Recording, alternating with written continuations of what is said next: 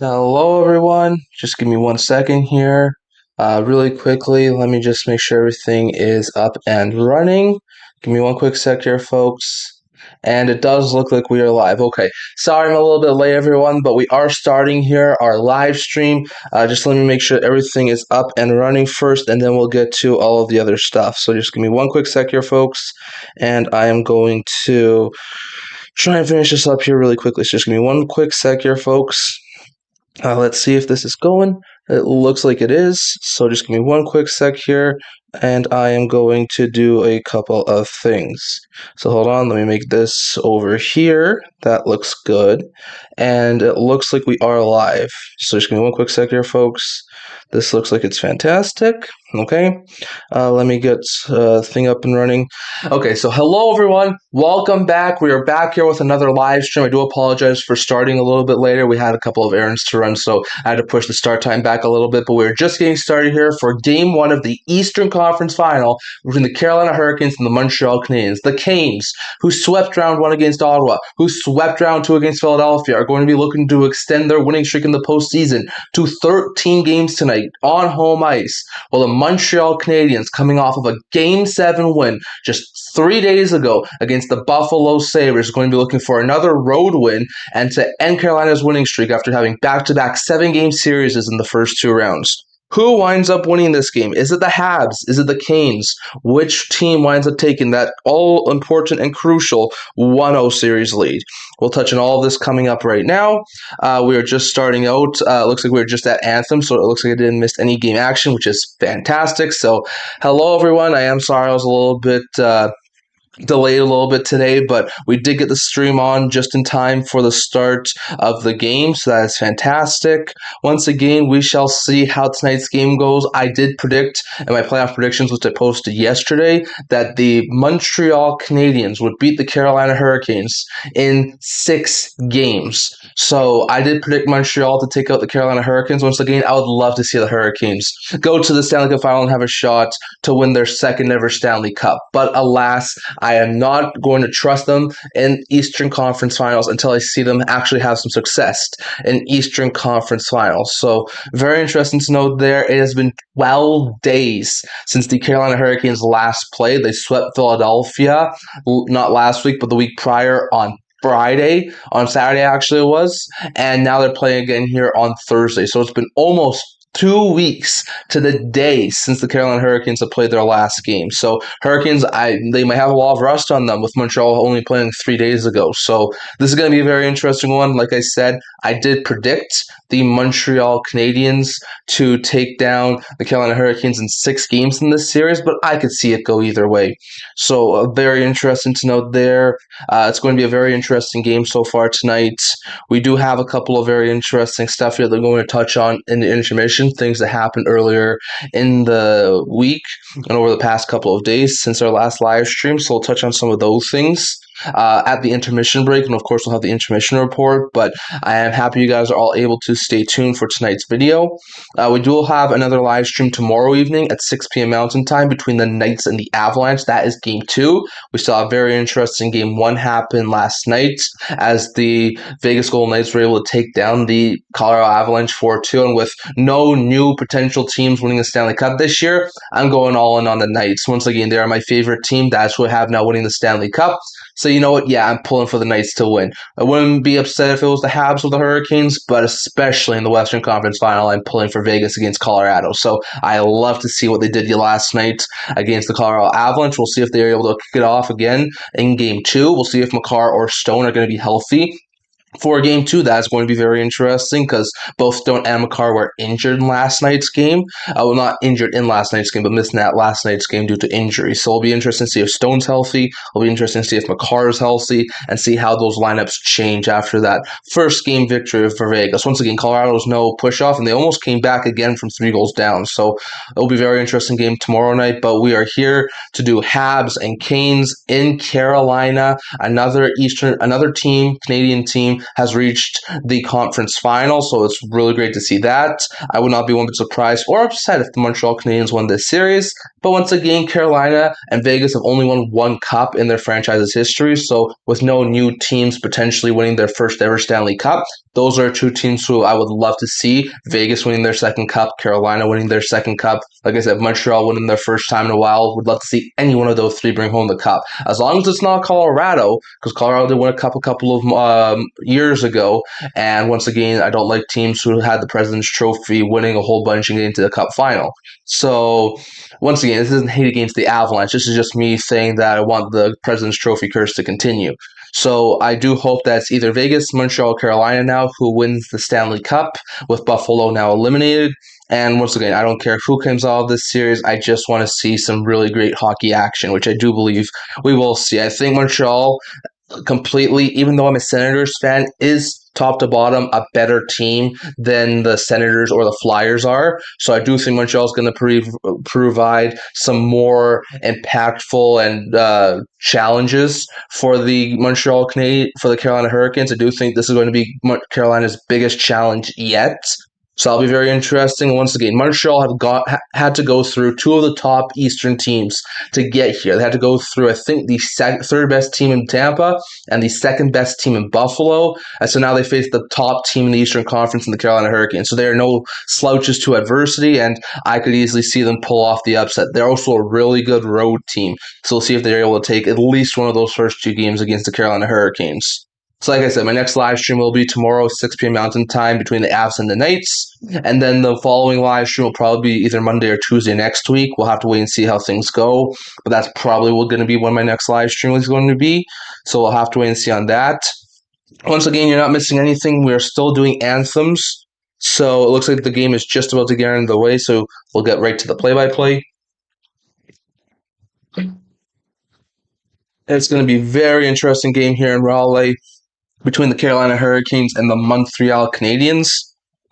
Carolina looking to try and advance to their first Stanley Cup final since 2006 and trying to win at least more than one game, which is what they've only won the last 4 trips they've made it to the Eastern Conference Final. For the Canadiens, they're looking to make it back to the Stanley Cup Final for the first time since the realigned division year, which was back in 2021 when they won the Western Conference and took down the Vegas Golden Knights to advance and eventually lose to Tampa Bay in the Stanley Cup Final. So very interesting note there. Dobesh in net, 8-6 record, 2.52 GAA, 910 save percentage. No shutouts so far in these postseason.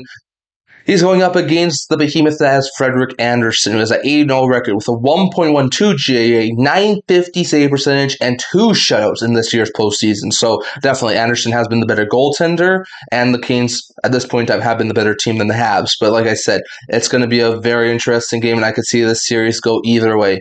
Looks like the two lineups are on. It's the New Hook line against the Hall line to start out here at center ice between the Hurricanes and the Habs, as the Habs are in their road whites, the Hurricanes in their home blacks.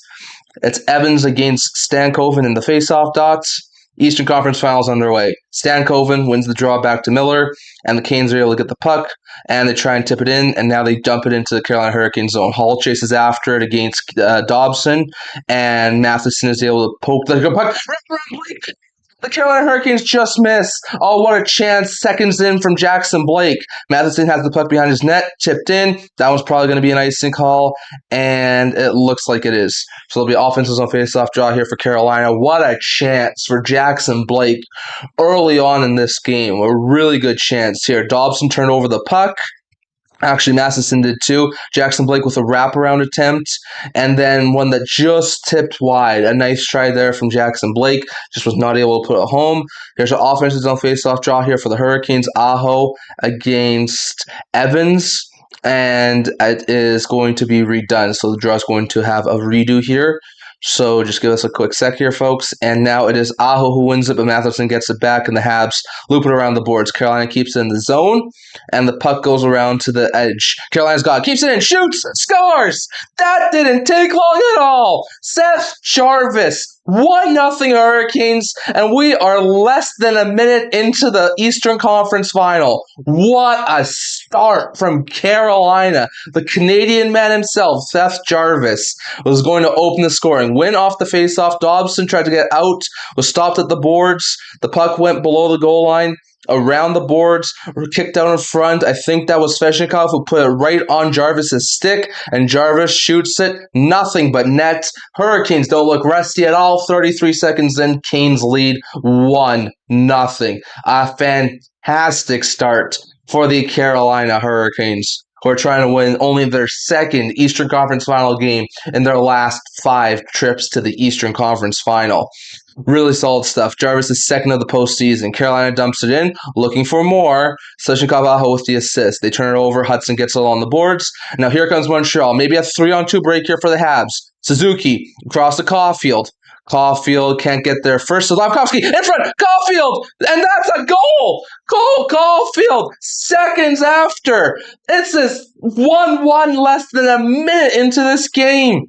What a start to the Eastern Conference Final. Literally a minute in, Cole Caulfield has tied this game up.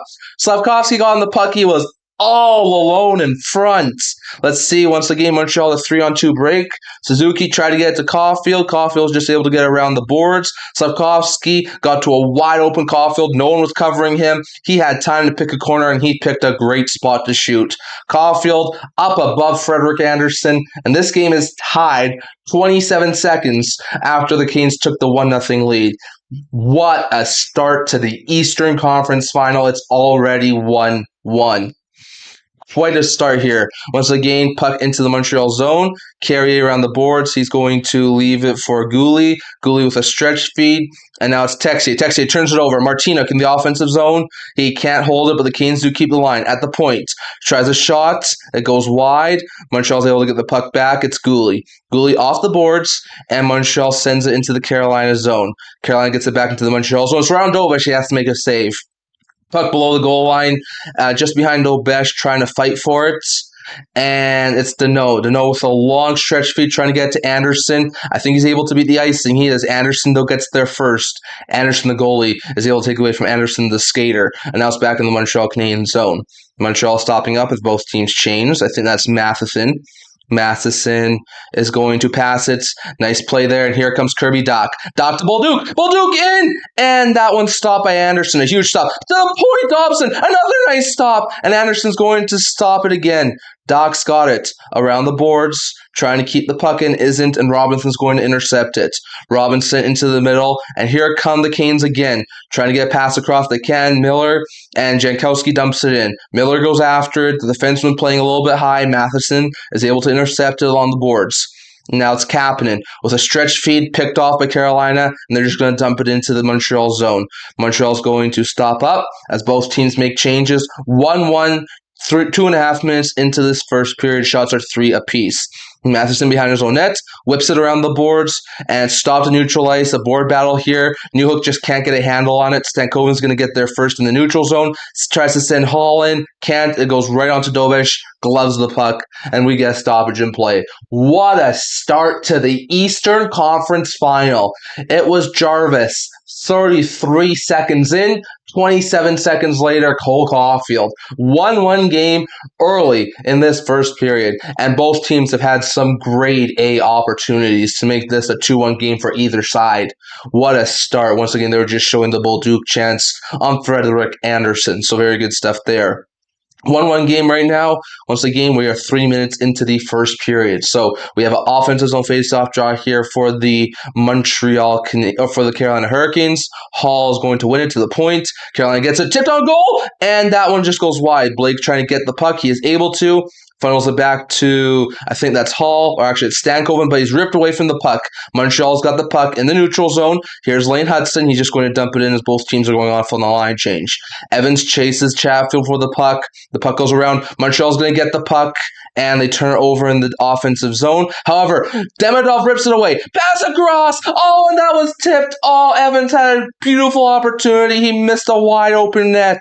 Carolina is going to counterattack here. Hall's got it across, and it's now intercepted by Montreal. Habs got it. Evans is just going to dump it in as the Habs and the Canes go off on a change. Carolina's got below the goal line, and they're going to get the pass across. Here comes Jarvis. Jarvis loses control of the puck. Montreal's going to get the puck back, and they're going to stop up in their own zone. Here's Slavkovsky, and he just dumps it down.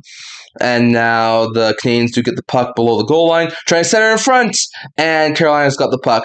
4-on-2 break maybe for the Carolina Hurricanes. Aho across to Svechnikov. Svechnikov, and I think the play was offside. So we're going to get another whistle here in a face-off.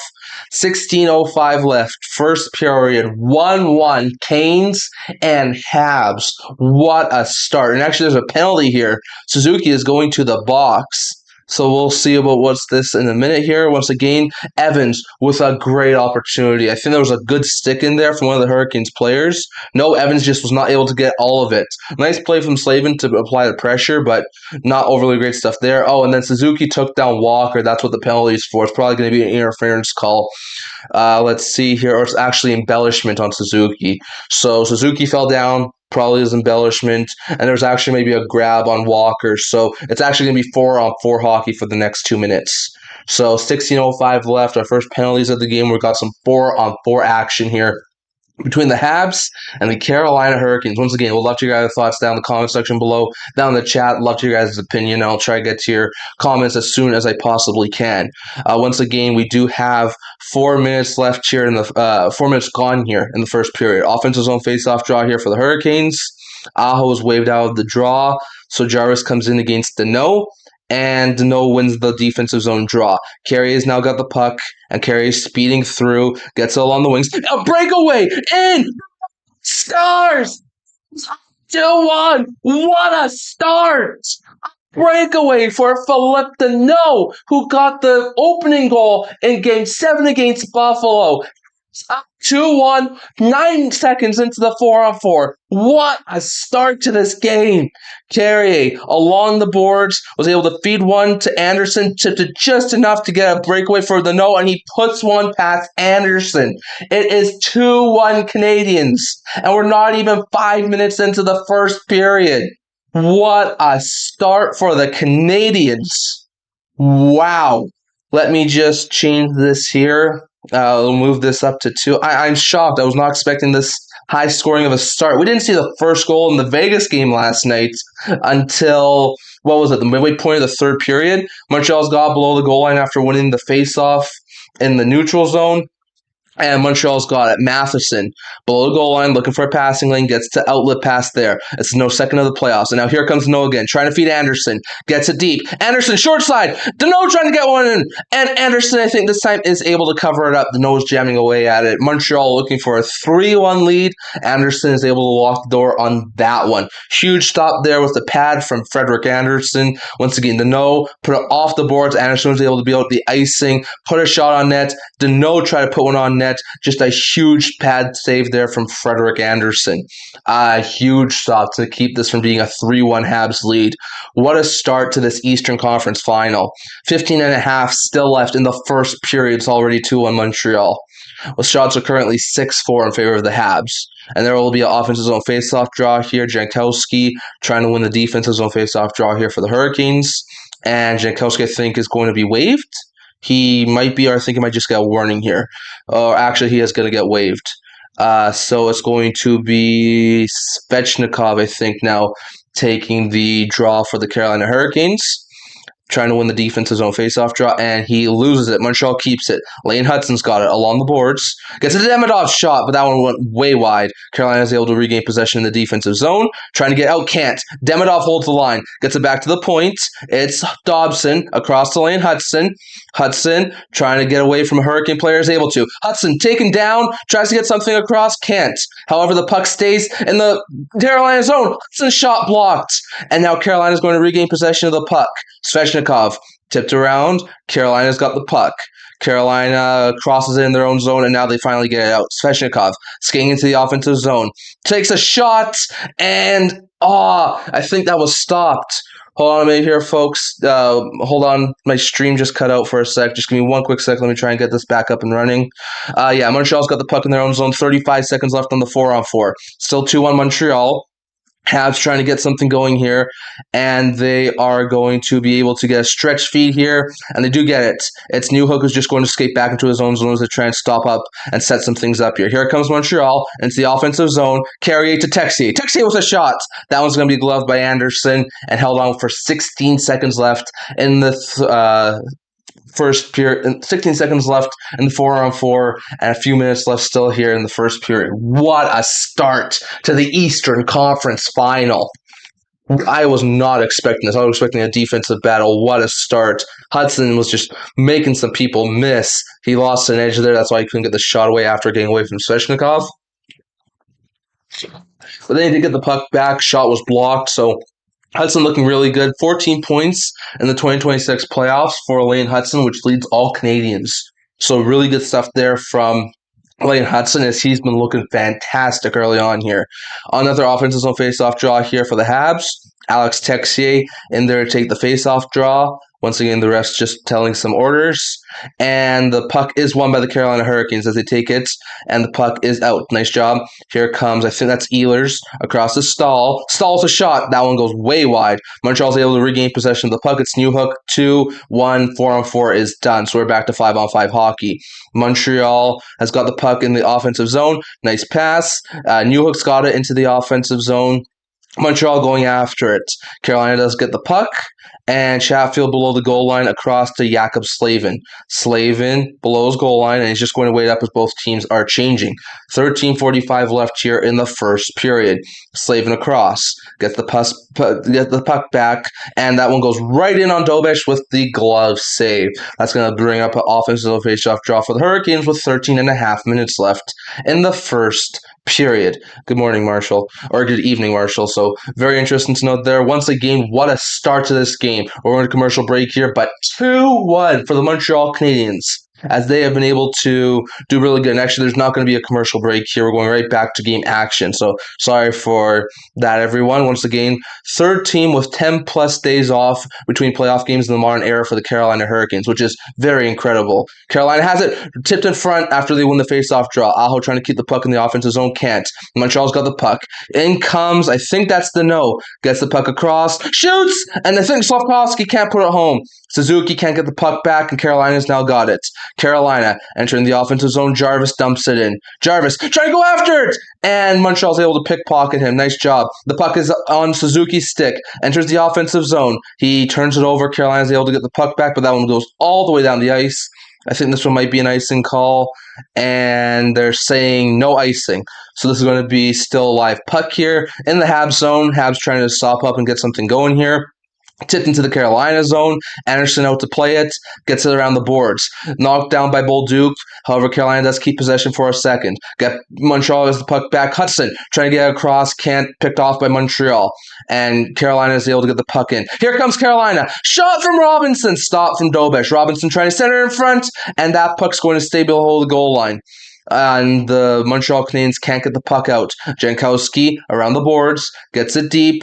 I think this is Walker. Trying to get a pass in front, or actually it's Carrier, but can't. Nikishin trying to get it back to the point, but there's no one there, and the puck goes back into the Carolina zone. Carolina in their own zone trying to stop up and get some things set up. Both teams changing. Gosselbeer just in front of Anderson. Starts to skate out of his own zone. Gosselbeer gets it to the red line, dumps it in. Both teams go after it. Montreal and Carolina fighting for it along the boards. The Habs do get the puck loose, and they are able to get into the neutral zone. Here comes Montreal, chipped ahead by Texier, and he goes after it. Slavin fighting for it along with Montreal, and Montreal's able to get there. Nice play. In front. Shot! Scars! Texier! 3-1! Habs. What a start for Montreal. We're less than 10 minutes in. I even think the Habs gave up 3 goals in a game against the first 2 rounds. What a start for Montreal. Once again, Deneau fed Texier. He was able to bring the puck in, banked it off the boards, tried to get away from Slavin. Slavin knocked around the boards. Montreal was able to intercept it, and it was Deneau to Texier to the back of the net. It's 3-1 Montreal. What a start to the game for the Habs. I was not expecting this. With the way Carolina defended in the first 2 rounds, I was not expecting this. 3-1 Montreal. It's Alex Texier. My gosh. Once again, just unreal stuff from the Montreal Canadiens. And Carolina fans are in shock. They scored the first goal 33 seconds in. Puck in the Montreal zone. And Daubeš is going to turn it over to Carolina below the goal line. Carolina trying to find a passing lane. and I think that's Hall. Hall gets it back to the points. It's shot on goal. It's blocked. Montreal trying to get the puck in front of Walker, but they can't. Walker's able to get the puck back. Montreal gets it back in the neutral zone, tips into the offensive zone. Montreal going after it again. Walker is able to get there first, and he's going to try and stop up as a couple of Habs converge on him, and the pass is into the neutral zone, into the Montreal zone, and they're going to wave that off as icing. So an offensive zone face-off draw here for the Montreal Canadiens. Once again, shots are 10-7 Habs, and they're up 3-1. What a start here for the Montreal Canadiens. Just unreal action so far. And offensive zone face-off draw for Montreal. They lose it. Carolina gets it back into the neutral zone. Carolina waiting along the neutral zone, and they just dump it into the Montreal zone. Montreal has the puck. Here come the Habs. Suzuki across to Caulfield, sends it back to one of the defensemen, and Suzuki gets it back. Suzuki back to, I think that's Dobson, sends it back to Caulfield. Caulfield into the offensive zone and looped around the boards. Carolina gets there first, jamming away at it. Suzuki gets it into the corners, and Anderson was just taken out. Once again, I don't think this is a penalty, but we'll see. Carolina into the offensive zone. It's Martinuk trying to get around Dobesh, and nice stop there from Jakub Dobesh. The Habs get the puck back, and they send it into the neutral zone, as both teams are going to be able to settle things down a little bit. Slavin back across to his D partner, gets it back. I think that was Chatfield who gets it back to Slavin. And Slavin is going to send it to Aho, dumped into Martinuk. Martinuk sends it in. It goes behind Dobesh. Carey gets there first, and he's going to try and feed it off the boards. Out, can't. But the Habs do keep possession. Now Bolduc has it along the other side. Bolduc sends it in, and Carolina is going to get possession back in their own zone. Svechnikov into the offensive zone. Crosses it. Jarvis shoots. Stopped by Dobesh. And the puck is hit off the boards and into the neutral zone, into the Carolina zone. Carolina gets there first. It's Nikishin who's going to get around to his D partner. And the Canes are able to get to the neutral zone. Aho to Jarvis. Jarvis racing in. Jarvis shoots, and that one's stopped by Dobesh. And the puck is loose, and they're going to call and they're going to stop play. But once again, there was, I think, Svechnikov who drove the net, so that's going to draw a crowd right in front of Jakub Dobesh. What a start to the Eastern Conference Final.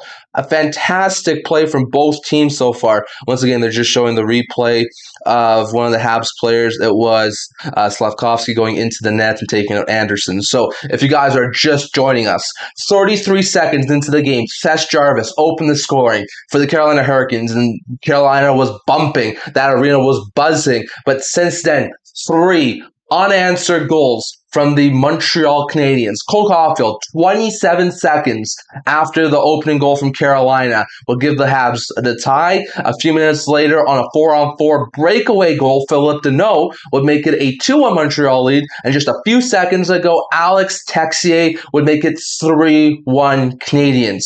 I don't even think the Canes have given up 3 goals in a game in the first 8 games of the playoffs. They gave up none in the first game against Ottawa. They gave up 2 in the second game. They gave up 1 in the third game and 2 in the fourth game. And then against Philadelphia, they gave up 2 twice. They gave up 1 once and 0 once. Yeah, so they have not given up 3 goals in a game all playoffs long. And it took Montreal 9 minutes to get 3 past Frederik Andersen. Once again, this is just game 1, and Carolina's coming off of a 12-day rest, so it just might be some rust. But maybe this is just Carolina not having played a good team up to this point. This is coming from a Sens fan. So, yeah, very interesting to note there. But once again, you're not missing anything. We're in a commercial break. So, once again, we're going to be getting back here to game action in just a few seconds. But what a start. Would love to hear your guys' thoughts down in the comments below. I'll try and get to them as soon as I can. But love to hear your guys' thoughts on the start to this Eastern Conference Final. Once again, crazy start. I was expecting a similar style of start to the Colorado-Vegas game from last night, which, if you guys saw, it was scoreless until the first half of the game. Like, I think the first goal went with like 8 or 7 minutes left in the second period. So there was a long stretch where there was no goals in that first game of the Western Conference Final. But this is completely different. Once again, the first 2 rounds, Anderson gave up 10 combined goals. In this round so far, he's already given up 3 in a period. This is crazy stuff. Carolina is going to have an offensive zone face-off draw here against Montreal. Montreal does win it. They send it into the neutral zone. It chipped into the offensive zone, and it goes back into the neutral zone as Carolina gets it into Montreal's end. Montreal's going to get the puck back. Matheson below the goal line, tries to stop up. He gets it back to Dobson, but it's a little bit too far for him. Carolina's going to be able to hold the zone. The Canes do get the puck and trying to fight for it, keep it in. They can't. Montreal sends it all the way back into the neutral zone and into Carolina's end. Gostisbehere across the boards to his D partner, and now the puck is sent into the neutral zone, but Montreal's able to get the puck off Carolina's stick, and they get the puck back. Montreal has it. It is once again, the Habs have it in their own zone, trying to get a pass away. They are able to. And here comes Newhook, trying to get a stretch feed to, I think that was Evans. He is not able to get there, and they're not able to beat the icing either. So it'll be offensive zone faceoff draw again for Carolina with 8:50 left in the first period. So very interesting to note there. So we definitely got some very interesting things we're going to be discussing at the intermission, as I'm going to be definitely doing the intermission report, but also talking about a couple of other things. So if you guys want to stay tuned for the intermission, I would definitely love to hear your guys' thoughts in the comment section below, down in the chat below. I'd love your guys' opinion on all the stuff that we're going to be discussing in the intermission break. Habs do win the defensive zone faceoff draw, send it into the neutral zone, and Carolina is able to get the puck back. They bring it into the offensive zone. Here comes Stankoven. He's going to lose the puck. Struble is going to hit off the puck, but Hudson gets it along the boards. And now here comes Montreal. And alone, breakaway again. Montreal! And Demidov scores! Demidov breakaway 4-1 Montreal. My gosh, what a start for the Habs. I don't know where this came from. It's gotta be rust. How is Carolina playing this badly this early in the game? We're not even 12 minutes in. It's 4-1 Montreal. Breakaway Demidov scores. Unreal start for the Habs. So crazy that this Habs team has put up 4 goals on the Carolina Hurricanes already. I mean, let's look once again. The Habs do lose the faceoff. Carolina's got in the neutral zone, and there might be a penalty here. We'll check on this here. It looks like there might be a penalty here upcoming. Once again, it took Ottawa. Hold on, let's see here. It took Ottawa until the Game 4 to score their 4th goal of the series. It took Philadelphia until Game 4 to score their 4th goal of the series. It took Montreal 12 minutes to score 4 goals against the Carolina Hurricanes in the first game of the series. I'm flabbergasted. I'm shocked. I was not expecting this. I picked Montreal in 6 to win this series because I didn't trust Carolina in conference finals. Oh boy, maybe the Habs are able to do a lot more than just win in 6. Maybe they win in 5 or 4 with the way they're playing right now. This is insane. Commercial break, so you're not missing anything, but what a start for Montreal. Maybe the Carolina Hurricanes come back, but this is crazy. And once again, the Canes scored the first goal of the game. It was Jarvis. They were looking really good. But since then, Caulfield, Danault, Texier, Demidov. What a start for the Montreal Canadiens. Once again, this may be rust, and if the Habs do blow out the Canes in today's game, maybe in Game 2, the Canes wind up getting the equalizer and sending it back to Montreal in a 1-1 series. But man, I was not expecting this, and not with how well they played so far. It looks like there was going to be a penalty on the play. I think that's what the stoppage was. So once we get back from this commercial break, we shall see what the penalty was. Once again, if you guys are just tuning in, the Montreal Canadiens lead 4-1. 32 seconds in, the Carolina Hurricanes scored. It was Seth Jarvis. It was looking really good, but since then, 4 unanswered goals from the Montreal Canadiens.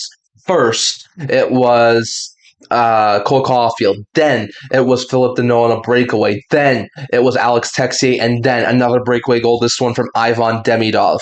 Once again, it's just completely crazy how well that has been so far. Once again, both top lines have not overly been great in the postseason for either teams. Like Aho, Jarvis, and Svechnikov have been relatively quiet so far this playoffs, and as well as Caulfield, Suzuki, and Slafkovsky. So we'll see if either one of these lines are able to get going in the Eastern Conference Final.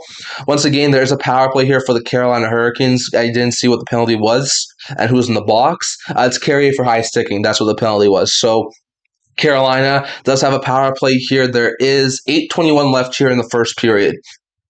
Carolina's got the puck in the offensive zone. Gostisbehere to Aho. and the Canes are cycling. Stahl's got it below the goal line, and he's going to try and get it around, gets it back to Slavin, back across, and the Habs aren't able to get the puck back. Gostisbehere can't hold it. Montreal gets around the boards, but Carolina's going to get there first. Carolina on the boards, trying to keep the line. Oh, what a hit from Aho! And that's going to, I think that might actually draw a penalty. I think Aho might be going to the box here, which might negate the penalty. Let's see here. Once again, it sort of looked like he left his feet. That was a huge hit. And once again, you can't leave your feet, especially if the puck's not around the vicinity to make a hit. So we shall see what this is. Yeah, I didn't expect this start either. I was expecting a close, low-scoring game, sort of like Vegas, Colorado last night, where there wasn't a goal until the 8-minute mark of the first period. I was not expecting the Habs to be this dominant. Looks like Aho sort of like body checked Jake Evans. He took him hard to the ground once again. It sort of looked like he left his feet a bit.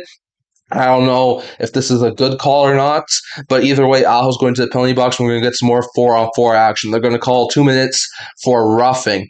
So very interesting out there. Once again, Canes fans saying refs you suck, which is to be expected when the Canes go to the penalty box. Minute and 33 seconds left.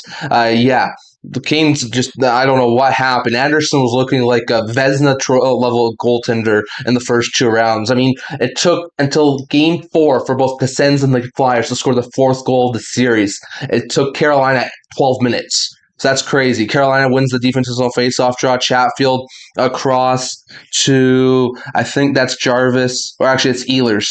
Ehlers looping around, gets it back to the point.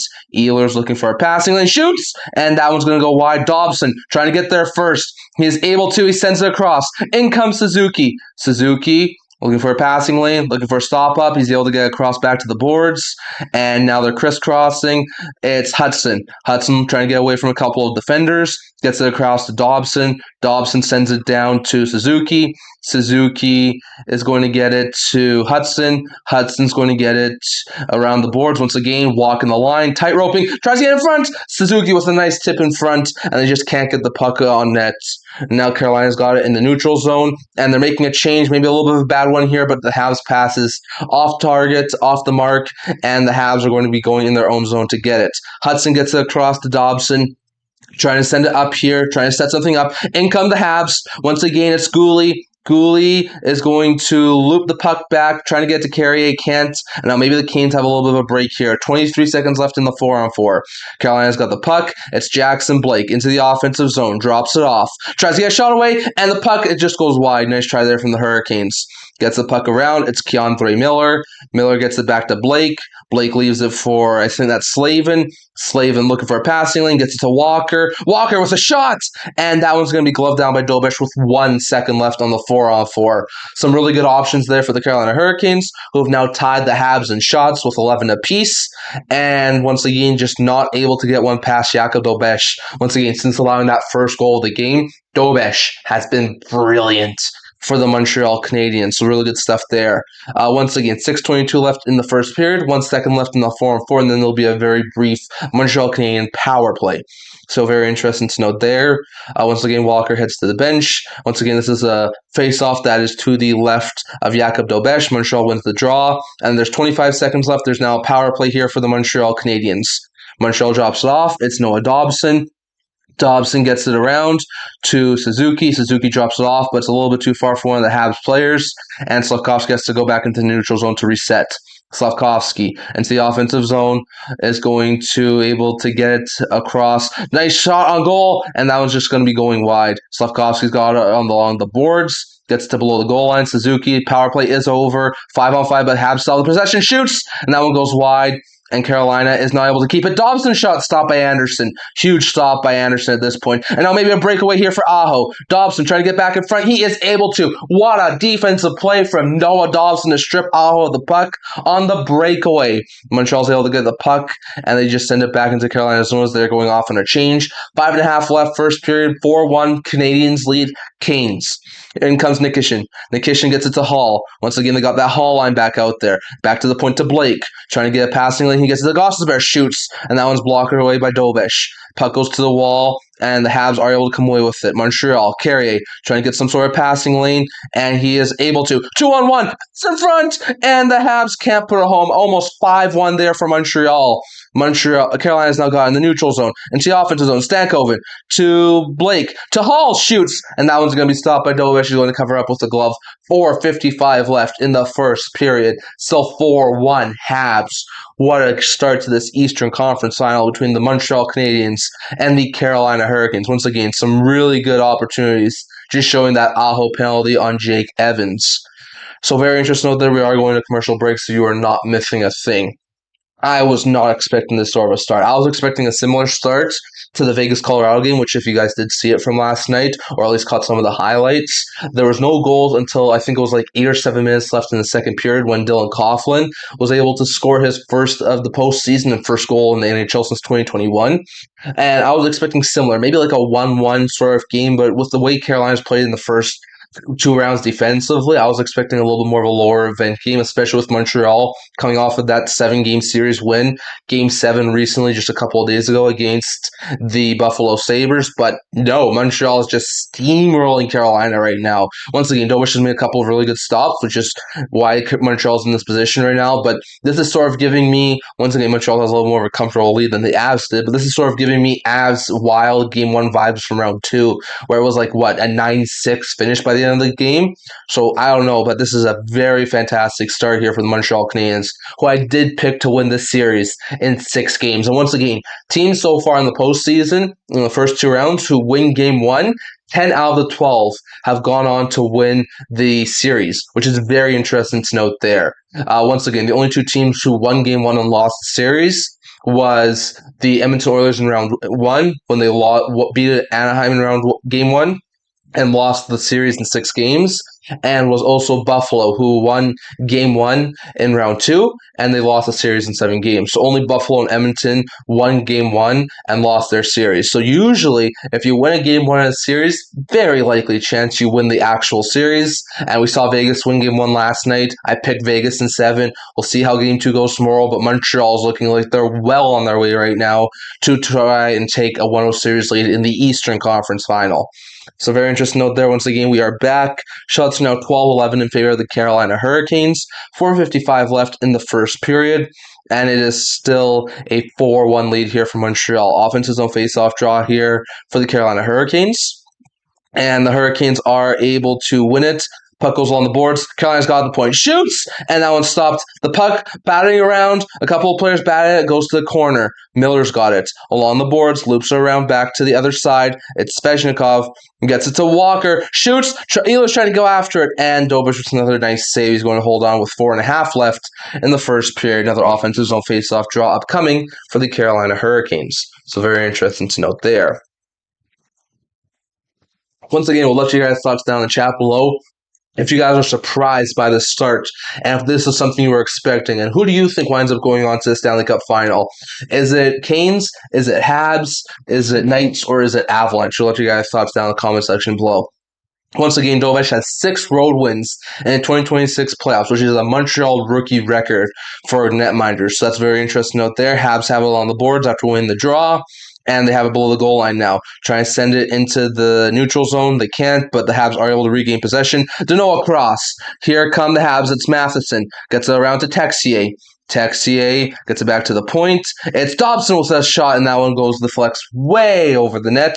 And we're going to get offensive zone face-off draw here, I think, for the Montreal Canadiens, or maybe a neutral zone face-off draw. So very interesting to note there, but what a start for the Montreal Canadiens. Shots now 13-11 in favor of Carolina, so they get one more shot on Jakub Dobeš. Once again, 9th straight game with a first-period goal for the Montreal Canadiens. So really solid stuff there from the Habs.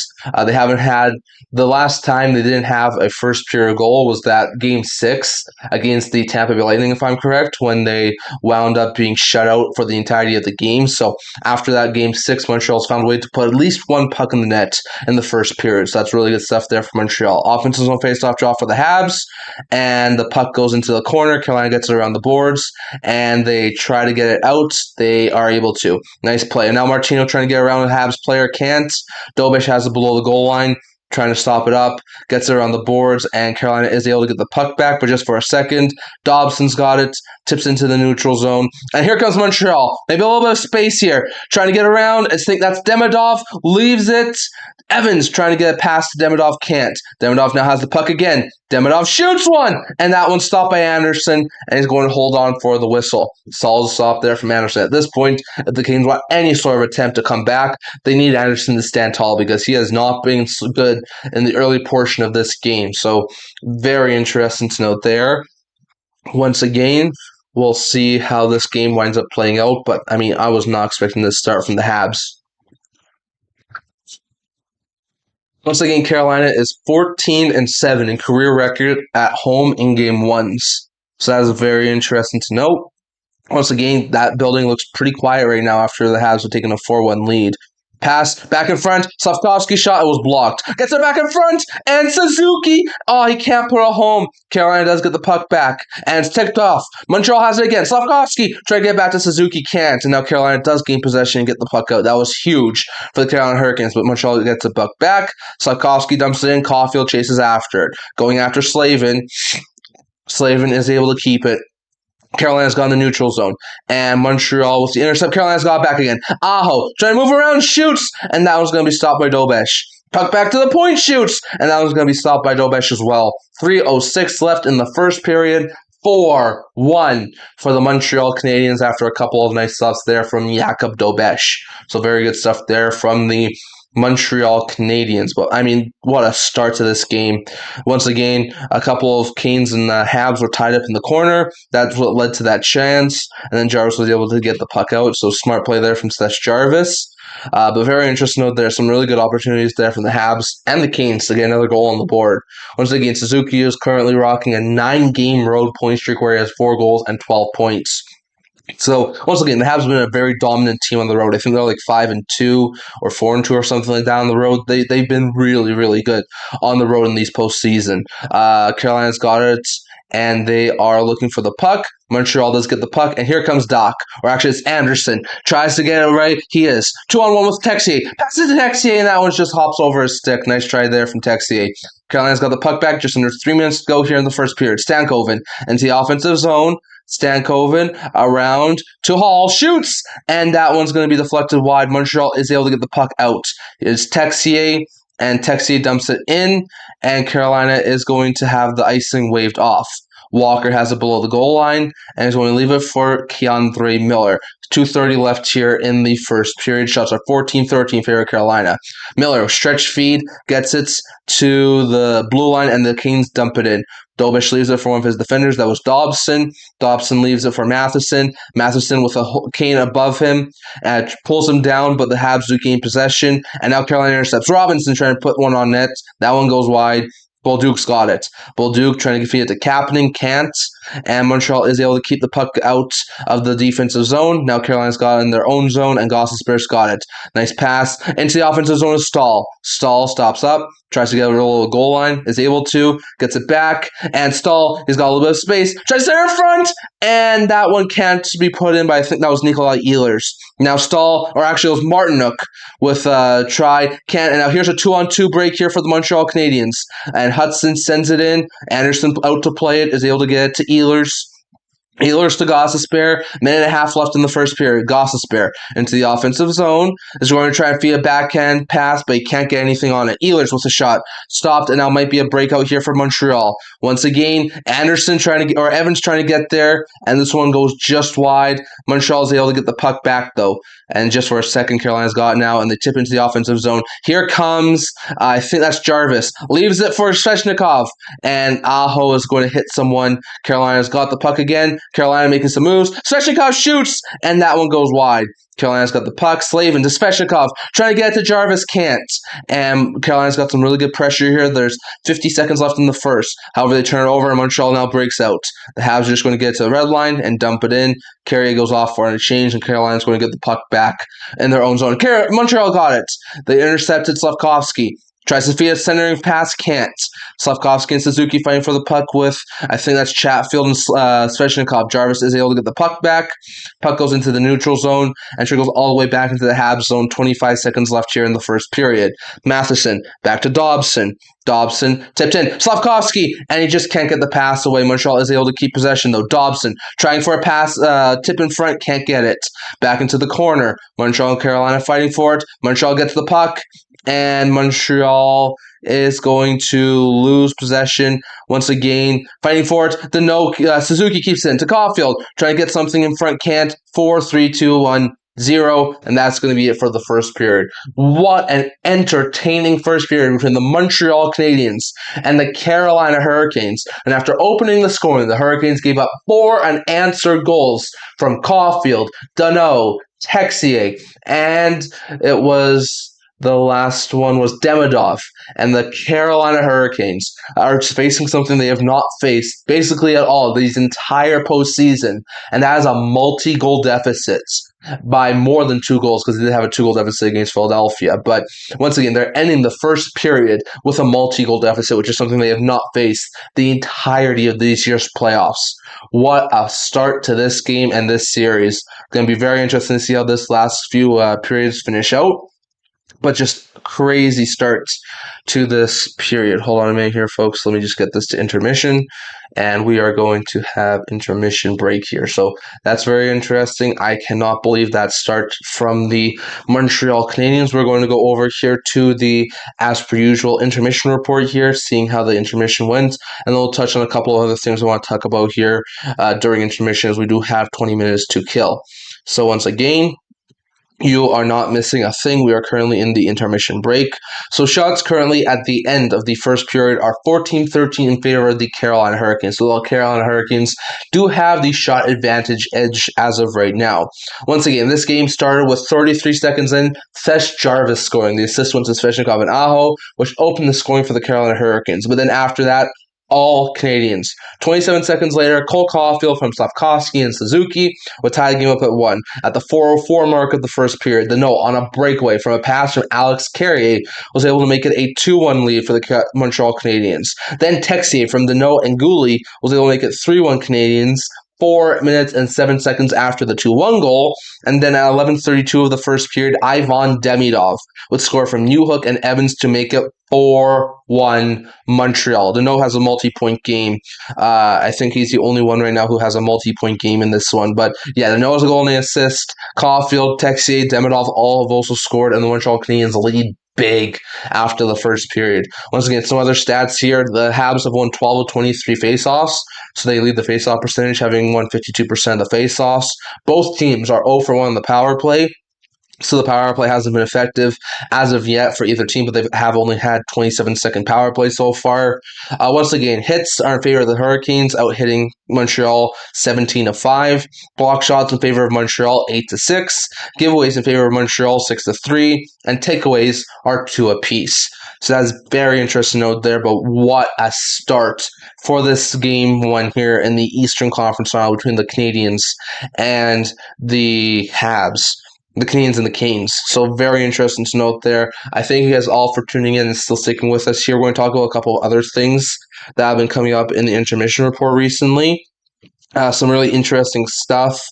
Really interesting things that have been happening for the past couple of days. So I just want to touch on this here, and I'd love to hear your thoughts on all this down in the comment section below. Just a couple of things that have been mentioned here over the past couple of days. So first, we know I mentioned this, I think, on a trade rumor video. It was about 3 or 4 weeks ago, maybe closer to a month and a half ago, that the Bridgeport Islanders, the AHL team for the New York Islanders, was relocating, and they were going to Hamilton. So there's going to be an AHL team, I think, as of next year in the Hamilton area. So that's very interesting to note there. They are naming themselves the Hamilton Hammers. So very interesting to note there. They've got two crossed sledgehammers as their logo with Hamilton Hammers as the word design. So it's very interesting to note there. It'll be very interesting to see how they look and how their jerseys look. But I just want to let you guys know that they do have their official logo, their official name, and that Hamilton is going to be getting the AHL affiliates for the New York Islanders as of next year, which will be very interesting out there. And once again, when it comes to expansion, we've talked about expansion briefly over the past couple of years. There's always been teams out west who look like they're going to be expansion teams. Like we've talked about a sit team in Arizona again. We've talked about a team in Houston. Some of the more outlandish ones, but some we've talked about have been like San Diego or San Antonio or something like that. We've talked about Portland. We've talked about a couple of those other Western teams. When it comes to the East, there's not a whole bunch out there. I know we've heard about New Orleans. I know we've heard about Indianapolis, but I think those ones are rather unlikely to get an expansion team. And we've heard about Quebec. I'd love to see a team in Quebec, but it doesn't sound like the NHL wants to go there right now. And we've definitely heard about Atlanta, which I think is the most likely one at this point in time. But if the NHL were to expand, maybe they're trying to do some sort of reconnaissance about maybe expanding into Hamilton. Would Toronto be okay with it? We've heard about in the past when Hamilton wanted to make an expansion or a relocated team that never really worked out. So once again, we'll see. But once again, there's going to be an AHL team in Hamilton. I do wonder if this is going to be the start of maybe expansion talks in Hamilton. We'll see. Once again, no linkage there to an actual expansion team being announced in Hamilton. But we are seeing the Bridgeport Islanders relocate to Hamilton. So once again, they've announced their word mark and their logo. So very interesting. You guys should go and look it up and see what you think of it. Once again, there's some other things here that I want to touch on here. Once again, it seems like Simone Nemec does not want to stay in the New Jersey Devils organization. Once again, I don't know if this is a credible source or not, but there was a Slovak report out there, I think, saying that Nemec has not asked, but wants to be traded out of New Jersey. And that's not too surprising because we did hear Nemec a lot towards the last week of the trade deadline as a potential trade candidate for the New Jersey Devils. Once again, Nemec had a really good season, but it seems like he just isn't feeling like he's getting enough playing time in the Devils organization. So I do wonder if we see a Nemec trade at some point in the offseason. Once again, I do think there'd be a couple of teams who have some interest. Like I think the biggest team and the most likely team, in my opinion, that could go after Simone Nemec would be the San Jose Sharks. I think if the Sharks packaged William Eklund, a first-round pick, and maybe someone else, like maybe a lower-end prospect or maybe like a second or third-round pick, package those three things up, trade them to New Jersey and get Simone Nemec back, and then take Ivar Stenberg with the second overall pick, I think San Jose is sitting golden. So if you trade the 20th overall pick with maybe like a William Eklund or Igor Chernyshov and a lower end prospect or pick, trade them to New Jersey, get Simone Nemec, you get Ivar Stenberg, then maybe get another trade for a defenseman or try and get someone in free agency, like go after Rasmus Andersson or Darren Radish in free agency. Or go after another trade, maybe try and get Morgan Riley or Dougie Hamilton or Darnell Nurse or something like that. I could see that be a really good addition here for the San Jose Sharks. But once again, it seems like Simone Nemec has requested a trade out of New Jersey and wants to be dealt. So it'll be very interesting to see if this is a credible source and a credible actual thing that could be happening, and B, if we do see a Devils trade of Simone Nemec. And once again, I think they definitely want some sort of really lethal thing. Once again, there has been a couple of other people who have said that Nemec has not requested a trade, so very interesting to note there.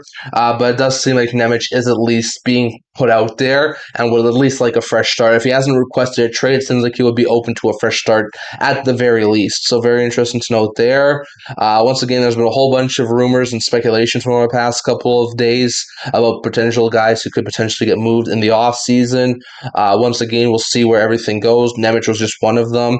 Will the Blues, how they could take out their offseason? Do they try and continue on with their teardown? Do they move Kyrou, Parayko? Do they move Robert Thomas? I do wonder about that. There's probably a couple of other guys out there too.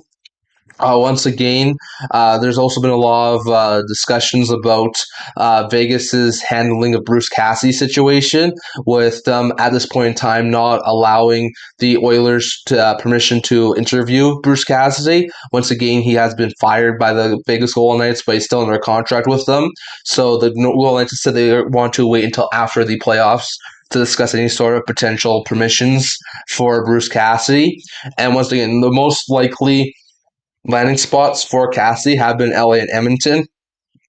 So that's a lot of people to believe that Vegas doesn't want to give the Oilers or the Kings permission to speak to Bruce Cassidy because the Golden Knights don't want him to go to a rival team. So we shall see how that situation gets sorted out.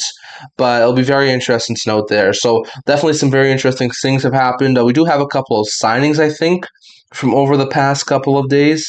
Just give me one quick second here, folks. There were a couple of signings yesterday as well as today. I would love to hear your guys' thoughts on all of them down in the comments section below. Just give me one quick sec here, folks. So yesterday we saw two signings. Prospect Noel Franson signed a 3-year ELC in Carolina. Not too surprising there. Earlier today, Roman Kontrasov signed a 3-year extension or ELC in Chicago. That guy looks like he's going to be a very scary player for a couple of years for the Chicago Blackhawks. So that was a really good signing. And then also yesterday we saw Timothy Liljegren re-up in the Washington Capitals organization after being acquired in the trade deadline from the San Jose Sharks. The Caps have extended Timothy Liljegren to a 2-year extension AV of $3.25 million. I think that's reasonable with the cap going up. Liljegren being a very serviceable third pair defenseman, sort of like a guy who can play either 6 minutes on the team or be like a healthy scratch and come in at some points. I think this isn't a terrible contract, and I do think it's a pretty good one here for the Caps, but I'd love to hear your guys' thoughts on all of it down in the comment section below. What do you think of the Liljegren signing in Washington, Kontrasov signing in Chicago, and the Franson signing in Carolina? We'll let you guys' thoughts on all of that down in the comment section below. But we are still about 6-ish minutes away from the start of the second period between the Hurricanes and the Habs. So very interesting to note there. So still a couple of minutes left before the start of the second period. I am just going to just give me a quick sec here, folks. Just gotta do a quick thing here. So very interesting to note there. We have had some very interesting games so far. Once again, if you guys are just joining us, the Hurricanes open the scoring 33 seconds in from Seth Jarvis, which gave the Hurricanes a 1-0 lead.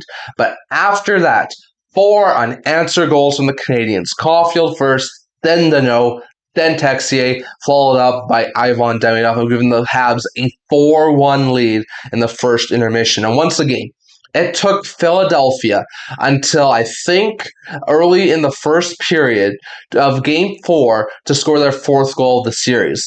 It took Ottawa until the midway point of the second period to score their 4th goal of the series against the Carolina Hurricanes in Game 4. So it took Ottawa and Philadelphia until Game 4, at some point in Game 4, to score their 4th goal of the series.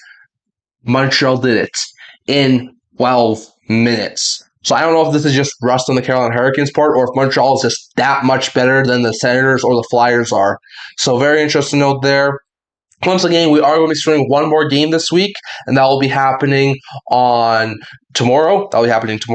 We have Avs Knights Game 2. We saw yesterday how the Vegas Golden Knights were able to take a 3-0 lead in that game. Nearly blew it. I was swaying for a little bit as a Golden Knights fan, but they were able to hold on and take a 4-2 victory over the Colorado Avalanche, as the Knights now have a 1-0 series lead against Colorado. Once again, we'll see if Makar's healthy because he missed last night's game. We'll see if Stone's healthy because he missed last night's game. So very interesting to note there, but we are going to be streaming Game 2 of the Western Conference Final tomorrow at 6 p.m. Mountain Time, so I hope you guys are all able to tune in for that one. I think you guys will really like it. And then, of course, we do have a couple of videos coming over the next little while. I should have an off-season preview video for the Senators and the Kings out tomorrow at some point. And then either later tonight or early tomorrow morning, we are going to be doing a fan reaction for the Golden Knights Avalanche Game 1.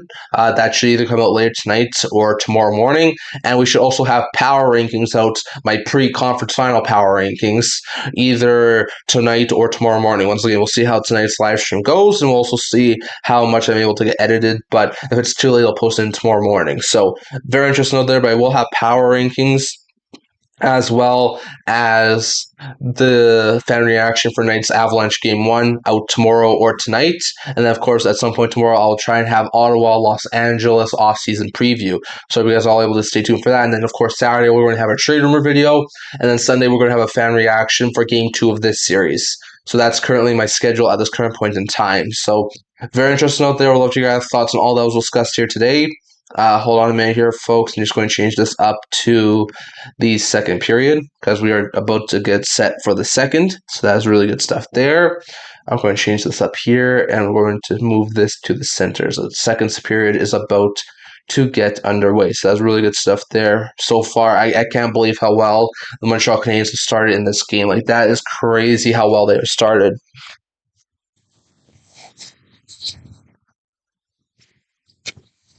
Once again, very interesting stuff here so far from the Habs and the Canes. So very interesting to note there. We are still, once again, in a commercial break, so you are not missing a thing. We're just about to get back here for the start of the second period. So that's very interesting to know. There, we'll love you guys' thoughts on the Logren signing in Washington, Cantersaw signing in Chicago, the fact that Nemec might want out of New Jersey. There's some conflicting reports about that, but Nemec may want out of New Jersey. On top of that, there's also been some talk about the Hamilton franchise now being in Hamilton as the Bridgeport Islanders are transferring to Hamilton to be the Hamilton Hammers. So that's very interesting to note there. But we shall see how all that plays out. But I'll let you guys thoughts on all those pieces of news down in the comment section below. Once again, be a very entertaining game so far. Personally, I took the Habs in 6 games. I would love to see Carolina fight for their second Stanley Cup in franchise history, but just their track record of Eastern Conference Finals. If you go back since their 06 Stanley Cup win against the Buffalo Sabres, they've been to 4 Eastern Conference Finals. 09 got swept by Pittsburgh. 19 got swept by Boston. 23 got swept by Florida, and last year lost in 5 to Florida. So in the last 4 conference final trips for the Carolina Hurricanes, they have won 1 game. They've been outscored 16-1. So that's very interesting to note there. And then on top of that, I also picked the Habs because I think Dobich is a really good goaltender, and I think their speed is going to be something that Hurricanes have not been able to face yet. And so far, it's looking like the Habs are the better team at this point. So very interesting to note there. Like I said, I think it's a decent contract, Marshall, for a third pair defenseman. Once again, Liljegren is a decent third pair guy at this point in his career. So it's only 2 years. I think if you go into next year and it doesn't work out, you can probably trade him in the following offseason. So I think it's like a very good short-term stopgap option here. And if it doesn't work out, I think they could definitely move on from him without even retaining any money once again next year's offseason. So I think he's like a sort of stabilizing force on that third pair. Can probably play 6-7 minutes, either be a sixth defenseman or be a spare at some point. So once again, it might be a little bit of an overpayment, but I don't think it's a terrible contract, in my opinion, at least for the Washington Capitals. And I think it could be a pretty decent third pair defenseman. I was expecting, I said in my offseason preview video for the Capitals that they should go after a couple of depth defensemen because I thought they were going to lose Timothy Liljegren, but I'm not sure if they'll go after a depth defenseman now after bringing Liljegren back. So we shall wait and see what happens there. I do also expect Cole Hudson to be on that Caps blue line next year. I think he's going to be a stud defenseman for that team and sort of replace the minutes that were left by John Carlson.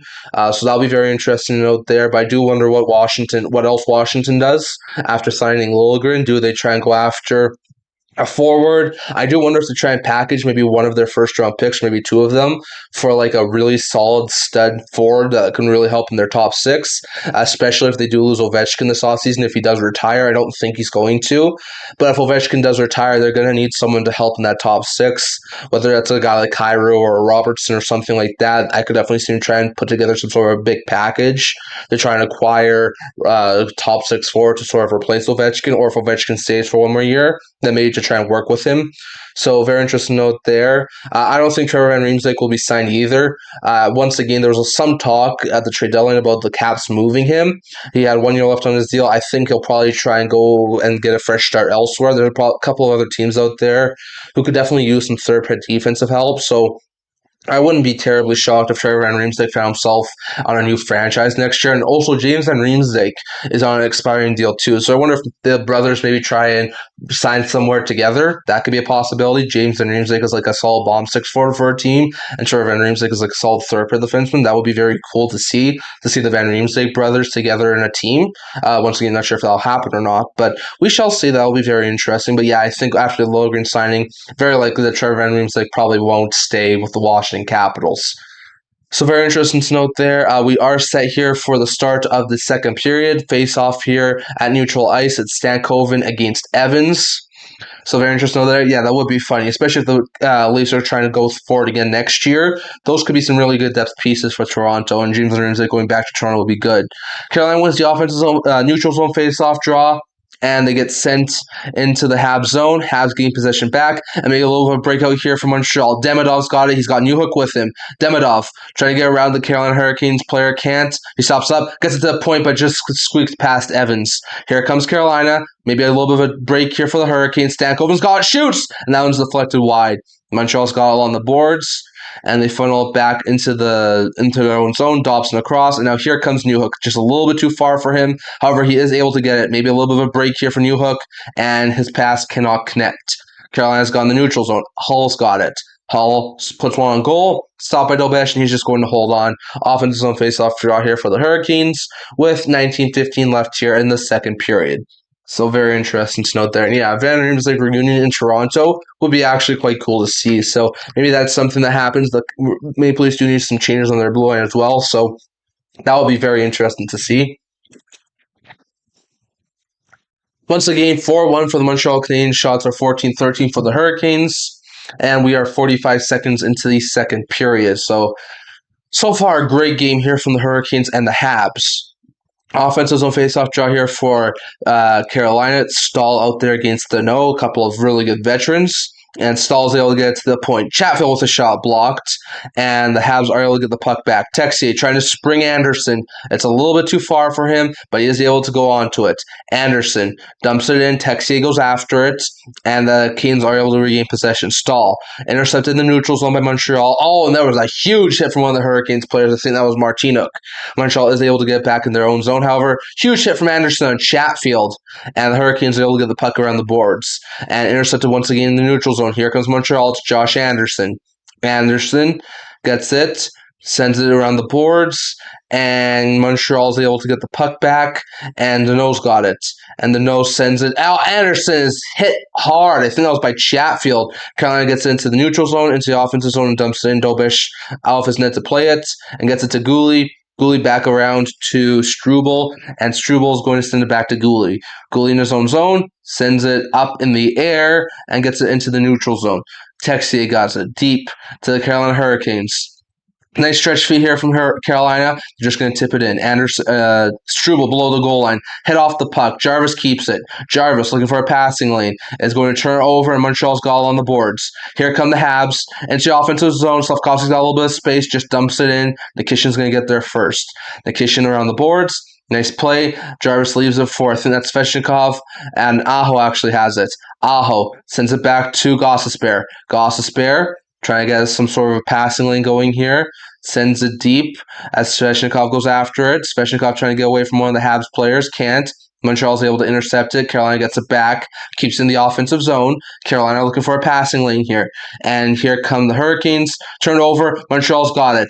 Here comes the stretch feed. In. Montreal shoots! And that one stopped by Anderson. I think Caulfield was with the shot there. He just couldn't put it past. Now Carolina with a stretch feed. Breakaway. Shot! And score! He's back in the game.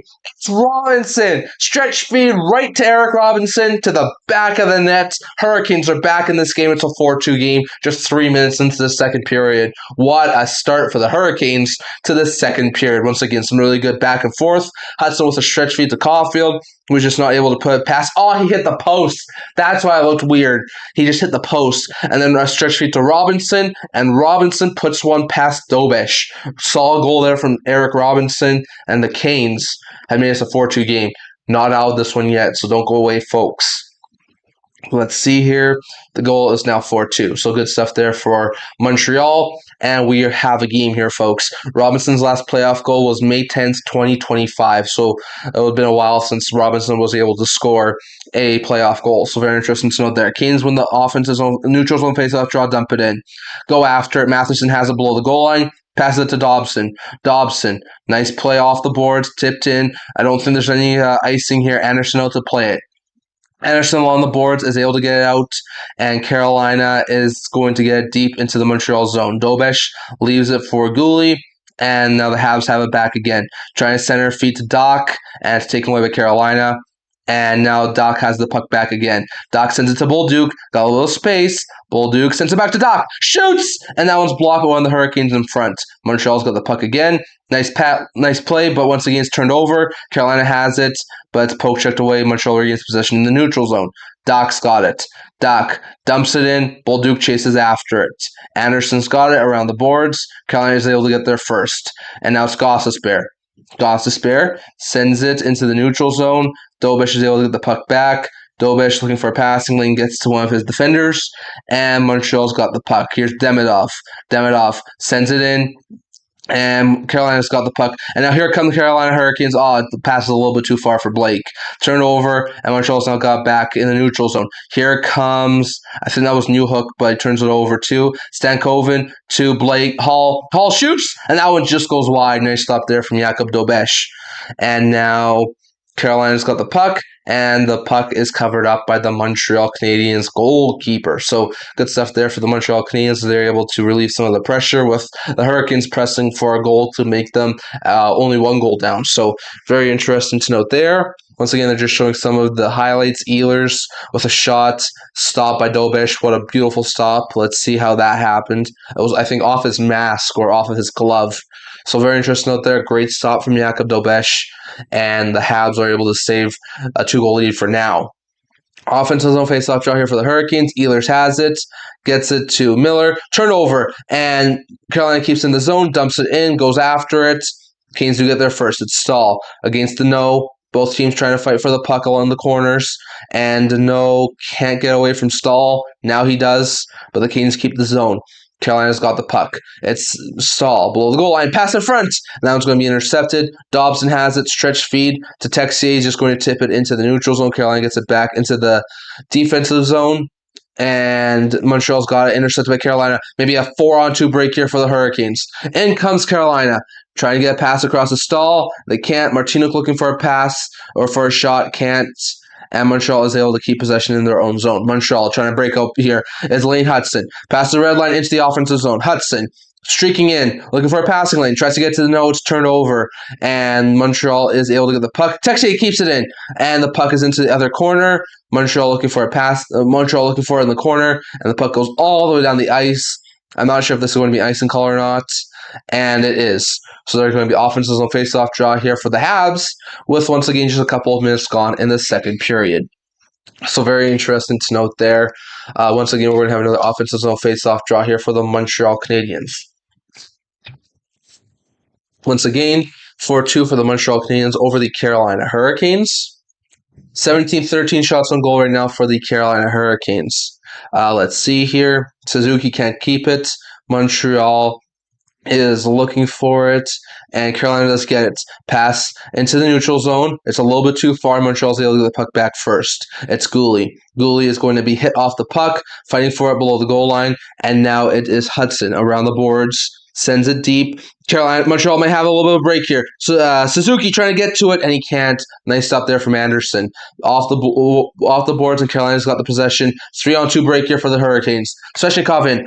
Jarvis! And that one stopped by Dobesh. I think went up and out of play. And that's a nice stop there from Jakub Dobesh. And 14:03 left in the second. Still a 4-2 goal lead for the Montreal Canadiens.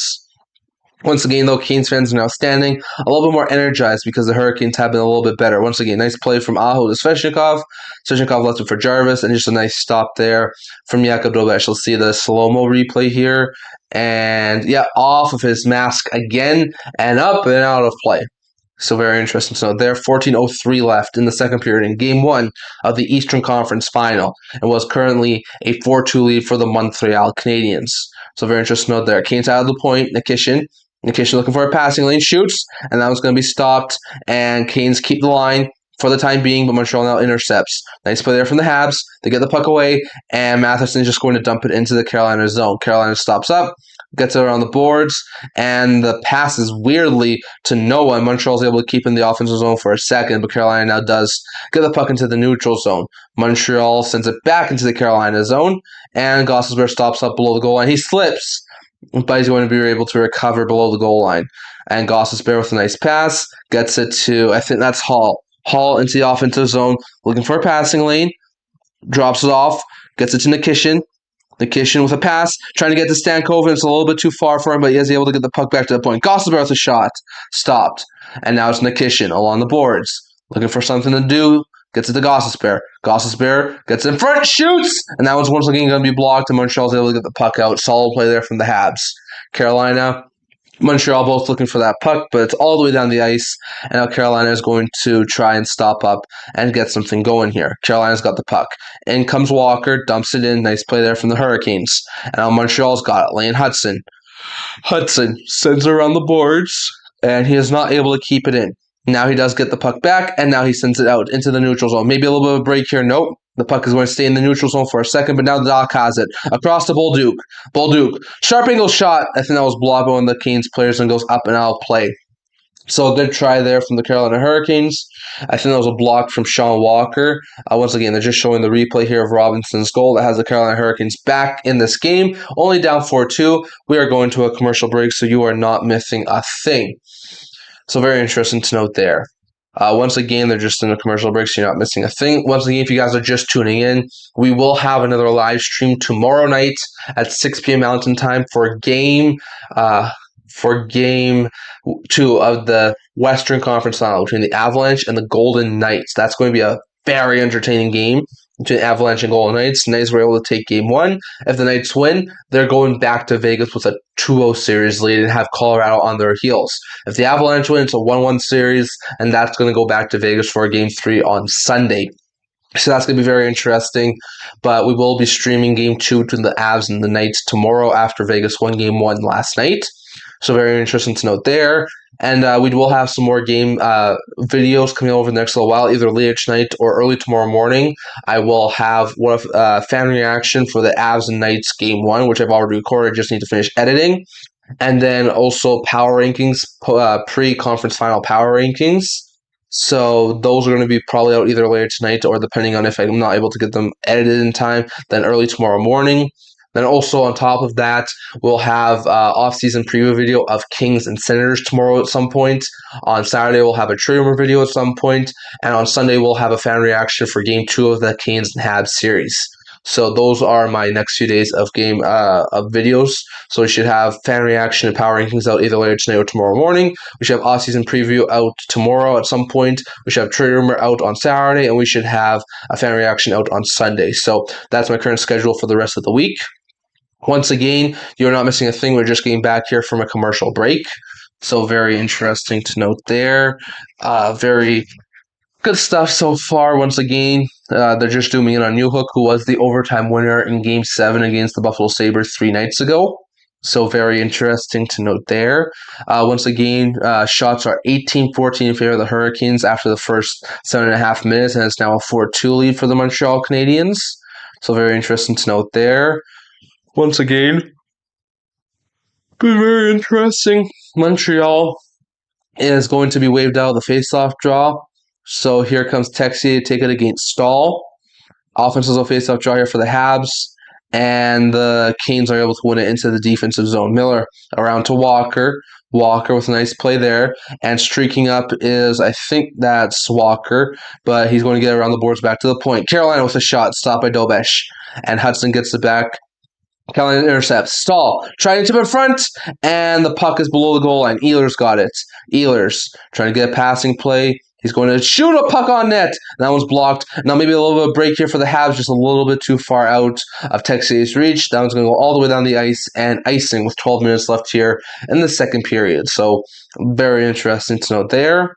Once again, we have the icing call on the Montreal Canadiens. So, or actually on the Montreal Canadiens. So, offensive zone face-off draw here for the Hurricanes.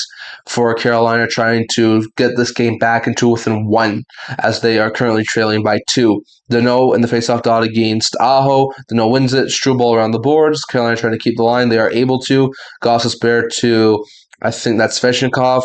Svechnikov looking for a passing lane, isn't able to find it, shoots one on net, and that was going to be sticked away by Hudson. Deneau gets it, chips into the neutral zone. Habs are able to get a change. Solid play there from Montreal. Slavin's got it. Slavin to Chatfield. Chatfield into the offensive zone. Carolina looking for a passing lane. Chatfield with a shot. Now it's going to be turned wide. Aho's got it. Aho looking for a passing lane. Can't find that pass. And now he's going to be forced to go back into the neutral zone. Carolina's got in their own zone. Svechnikov trying to get to Aho. Aho trying to outrace Hudson. He is able to. Shoots. I think that took a deflection off of Hudson and goes out of the net. And goes over the net. And over the netting. So very interesting to note there. But 11:19 left in the second period. Still a 4-2 lead for the Montreal Canadiens. Yeah, it was just a really good stick there from Lane Hudson to deflect it up and out of play. So another offensive zone face-off draw here for the Carolina Hurricanes, which is very interesting to note there. Let's see here what's going to happen. 11:19 left in the second period. Once again, Carolina does win the offensive zone face-off draw, goes around the boards. Montreal's able to get there first. Caulfield to the point. Slavkovsky turns it over. Carolina's got the puck. Blake looking for a passing lane. Blake trying to find something. Blake across, and he can't hit Stankoven. Hall's down front of the net. Stankoven trying to race around, getting away from Suzuki. Shot, backhand, turned away by Dobesh, and Montreal's able to get the puck out. Just barely. And maybe a little bit of a 2-on-1 break here for the Habs, and they can't get the puck. That was very close. Montreal is able to get the puck back, though, in the neutral zone as both teams go off on changes, and they stop up. I think this is Matheson who gets it across and back to Suzuki. Suzuki is going to leave it for Matheson, who's going to try and get some sort of passing lane. Can't. Carolina's got the puck. Maybe a 2-on-1. Hall, he's got one player with him, and what a defensive play from one of the Habs players. Hall gets the back, shoots, and that one's blocked.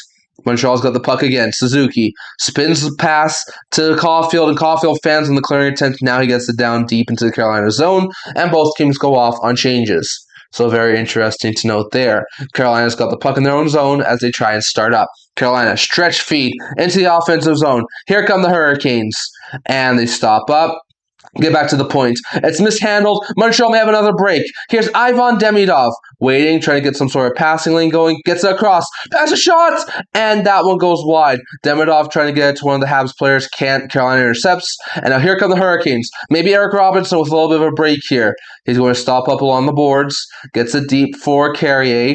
Carrier goes after it along with Jankowski. A couple of Habs and Canes players fighting below the goal line. And once again, 9.5 minutes left in the second period. Once again, just behind Dobesh, a couple of Habs and Canes players fighting for a loose puck. Evans and Robinson join the fray. Now they get sent out. Carey gets the puck, and the puck goes back to the point. Nikishin with a shot. It hits off of Robinson, goes to the boards. Carolina keeps it in. Nice play from Jankowski. Carolina's got it. Poke checked away by Evans. And Evans is able to get it to Demidov. Demidov, nice stretch feed here to Newhook, who gets it to, I think that was one of the Habs players, and they dump it down. 4-2 game here for the Habs. 21-14 shots for the Hurricanes.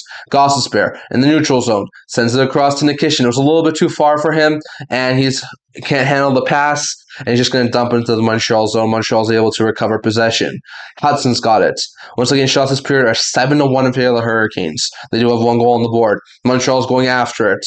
It's Demidov, or actually Kapanen, who's going to get the puck to Bolduc. Bolduc trying to find a passing lane. Shoots one on net. Looking for a tip. Can't get there. And now Montreal's got the puck again. Struble sends it down. Nice play. Shoots. A nice try there from Bolduc. Struble's got it around the boards. Struble sends it in. And it is now sent all the way down the ice. Here comes the Canes. Good Jarvis. And he just puts it wide. Oh, what a chance on the breakaway for Seth Jarvis. and now the puck into place with no ice. Chatfield with a shot. That one goes way wide. Carolina does keep possession though. Turns it over, but there's Slavin back there, and he's able to get there before either of the Habs who are streaking for it are able to. Carolina gets it, can't send it deep into the offensive zone. Now they get the puck, and Chatfield sends it into the offensive zone. Dobish can't keep the puck below the goal line. Carolina's got it. Martinuk across the Stahl, and Stahl's going to hold the line. Stahl back to Martinuk. Martinuk trying to find a passing lane. Martinuk gets it to Stahl below the goal line.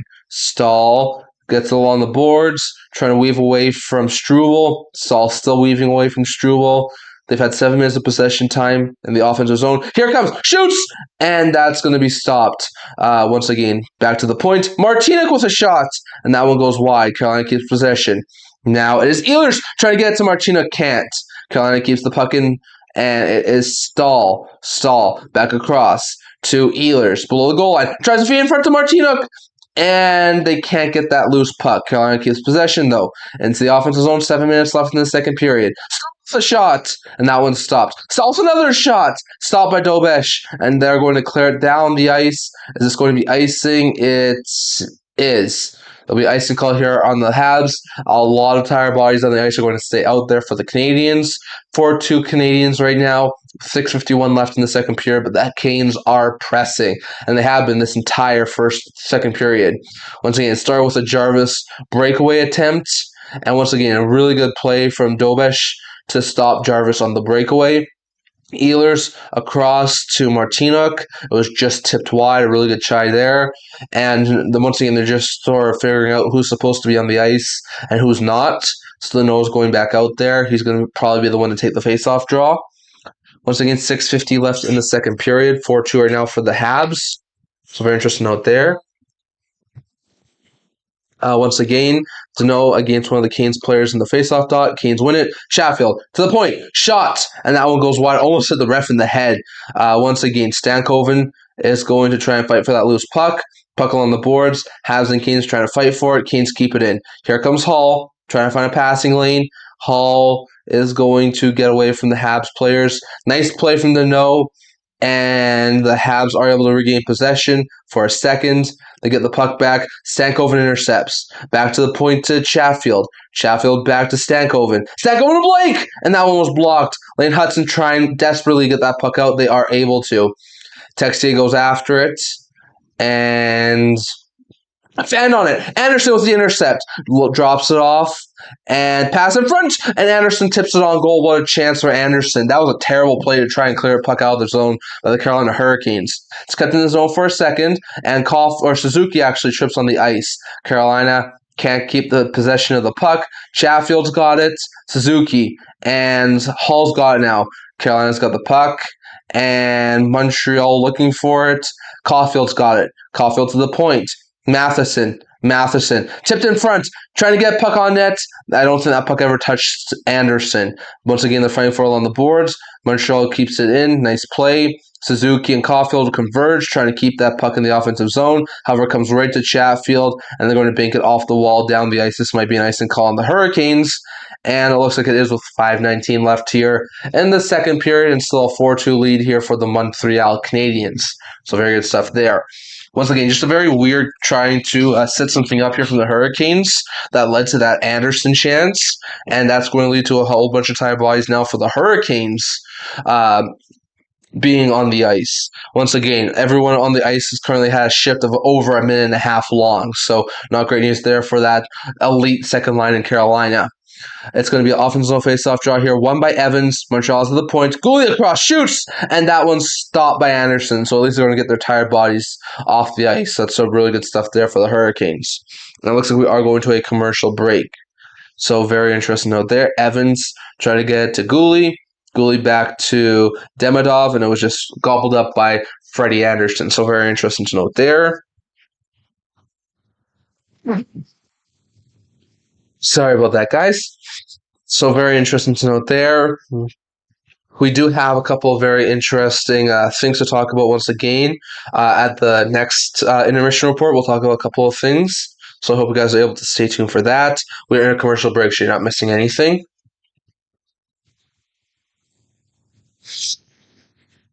Sorry about that, guys. So, very interesting to note there. Once again, the Canes are trying to claw their way back into this game and try and make this a one-goal game. Habs are looking for another insurance marker to get their lead back up to three goals. So, very interesting note there. We shall see. It's been all Canes in the second period. So, it's a really good stuff there for Carolina. But once again, the Montreal Canadiens are still hanging in there. So that is very fantastic stuff there for the Montreal Canadiens. Once again, we're in a commercial break. You're not missing anything. Last night we did see Knights Avalanche. That was a very entertaining game with the Vegas Golden Knights narrowly edging out the Colorado Avalanche 4-2. Well, if you guys have thoughts on that game and the series that we're going to be covering, once again, tomorrow, game 2, we're going to be live streaming it. So I'd love to hear your guys' thoughts on all of that down in the comment section below on what you thought of the Avalanche and the Knights game last night, and who do you think wins that series. We'll let you guys' thoughts, and I'll try and get to them down in the chat below. Once again, we are still in a commercial break, so you are not missing a thing. Once again, we're getting very close to the end of May, which means that next month is going to be the draft. I will be doing a live stream for the draft on Friday night for the first on Friday night for the round 1, and of course on Saturday morning, I think, or Thursday night, Friday morning. Either way, whichever way that goes, for the second round, rounds 2 through 4. So I hope you guys are able to stay tuned in late June for that live stream, as well as a live stream I'll be doing on July 1st when I do my free agency live stream. Well, that one's probably going to be a very short live stream. Probably won't spend too much time on that live stream due to the fact that there's not a whole bunch of stuff that we talk about on the live stream, with the free agency class this year being not really good. So very interesting out there. Habs have an offensive zone faceoff draw here, and it is, I think, Evans out there against Aho. Evans wins it. Montreal is at the point. Nice play from Hudson to Demidov. Demidov making some moves. Puts one on goal. Stopped by Anderson. Covers up with 5:05 left in the second period. So really good stuff here from the Habs and the Canes. So really good stuff there so far. This game between the Habs and the Hurricanes. So that's very interesting to note there. Let's see here. Hudson, back of the point. They're just showing some of the players who are on the ice right now. Evans against Aho in the faceoff dot. Evans wins it. However, the puck goes right back to Keandre Miller. Canes get the possession, and they are able to get the puck out. Here come the Hurricanes. Potential chance here for Carolina. Svechnikov looking for it. Svechnikov on the boards, loses it. Evans is able to get there for a second. Carolina's got the puck. Jarvis trying to get across to Aho. Oh, he got walloped. And now here comes Walker. Walker across, gets it back, gets it to Aho. Aho was a shot. Stopped. I think that might have deflected in front. And Carolina, there's a whistle here. I think there's going to be a puck over glass. Maybe. We shall see. I don't know exactly what the stoppage in play was. Let's see here, folks. Once again, Aho's going to the bench. There's 4.5 minutes left here in the second.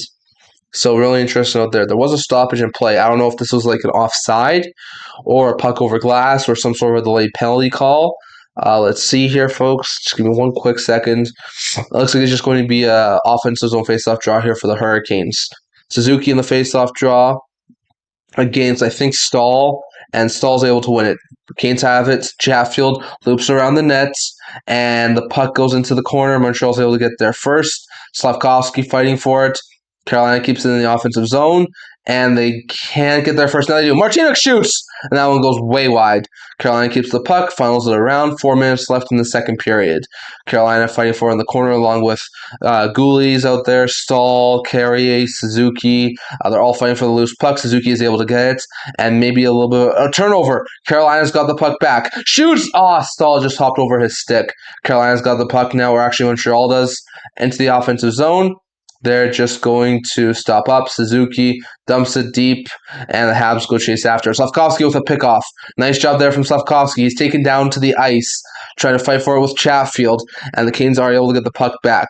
Here comes Carolina, getting the puck, and they dump it deep into the Montreal Canadiens zone. Dobeš stops it up. 3.5 minutes left here in the second period. It's really good stuff there for the Montreal Canadiens.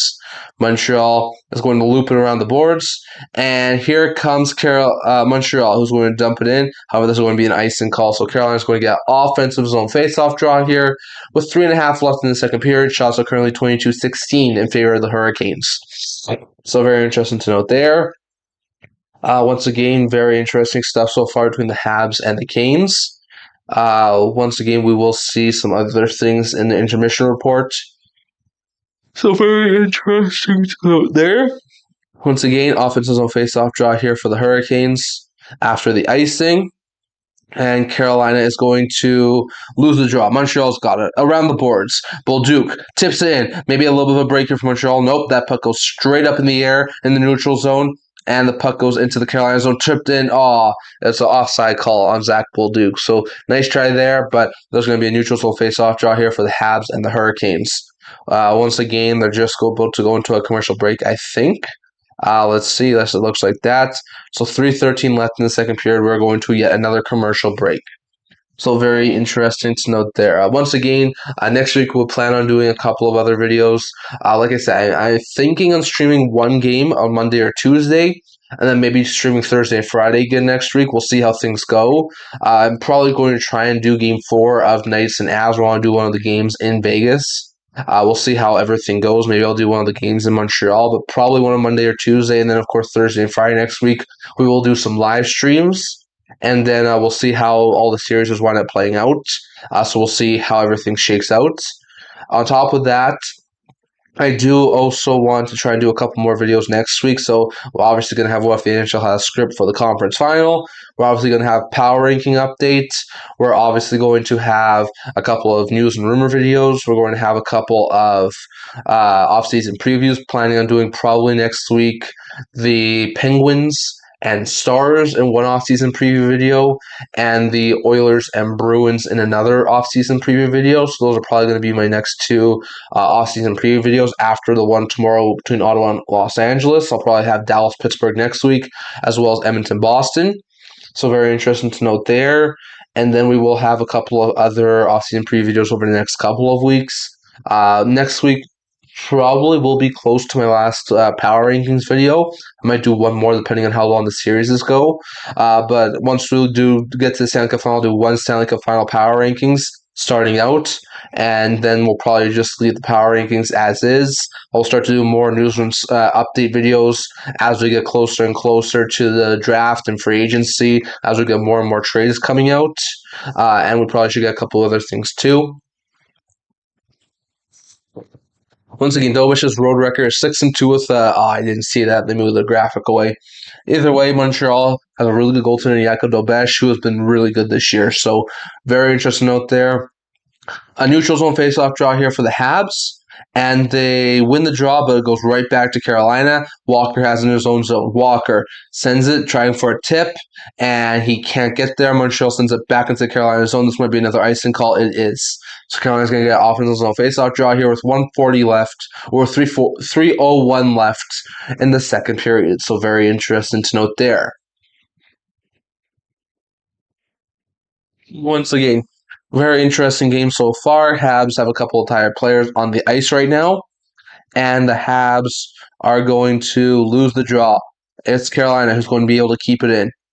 Trying to set something in front, and they can't get that puck. Gets along the boards, back to the point to Miller. Miller shoots, and that one's going to be stopped. And now it is behind the boards. Trying to get something in front, and they can't. Habs do clear into the neutral zone. That is a huge clear. Canes get back into the Habs zone. Habs trying to get away from the Canes, trying to clear the puck. They are able to. Anderson is going to send it, and in comes Texier. Texier is going to stop up. Once again, a board battle, or I guess one just around the corner. Texier's got the puck, making some moves, making some people miss. What's a play from Texier? Shoots, tipped on goal, can't get there. And Texier can't hold the line. Carolina clears it down the ice. And this, I don't think, will be icing call. So very interesting note there, and good play there from the Hurricanes. 2 minutes left in the second period. Hudson behind his own net, trying to direct traffic, is able to. Turn over, though. Carolina's got the puck. It's Hall. And Hall shoots one on net, and it's tipped in front, but stopped from Jakub Dobeš. The puck is below the goal line, and once again, it's loose, but it goes below the net. And now the Montreal Canadiens are able to regain possession. Here's Alex Newhook fighting for the puck in the offensive zone. Hall stops it up. Carolina gets the puck back. Anderson is just going to cover it up as it went back on him. So good cover up there from Freddie Anderson. 1:41 left in the second period. And now there's 1:41 left in the second, but it's still a 4-2 lead for the Montreal Canadiens.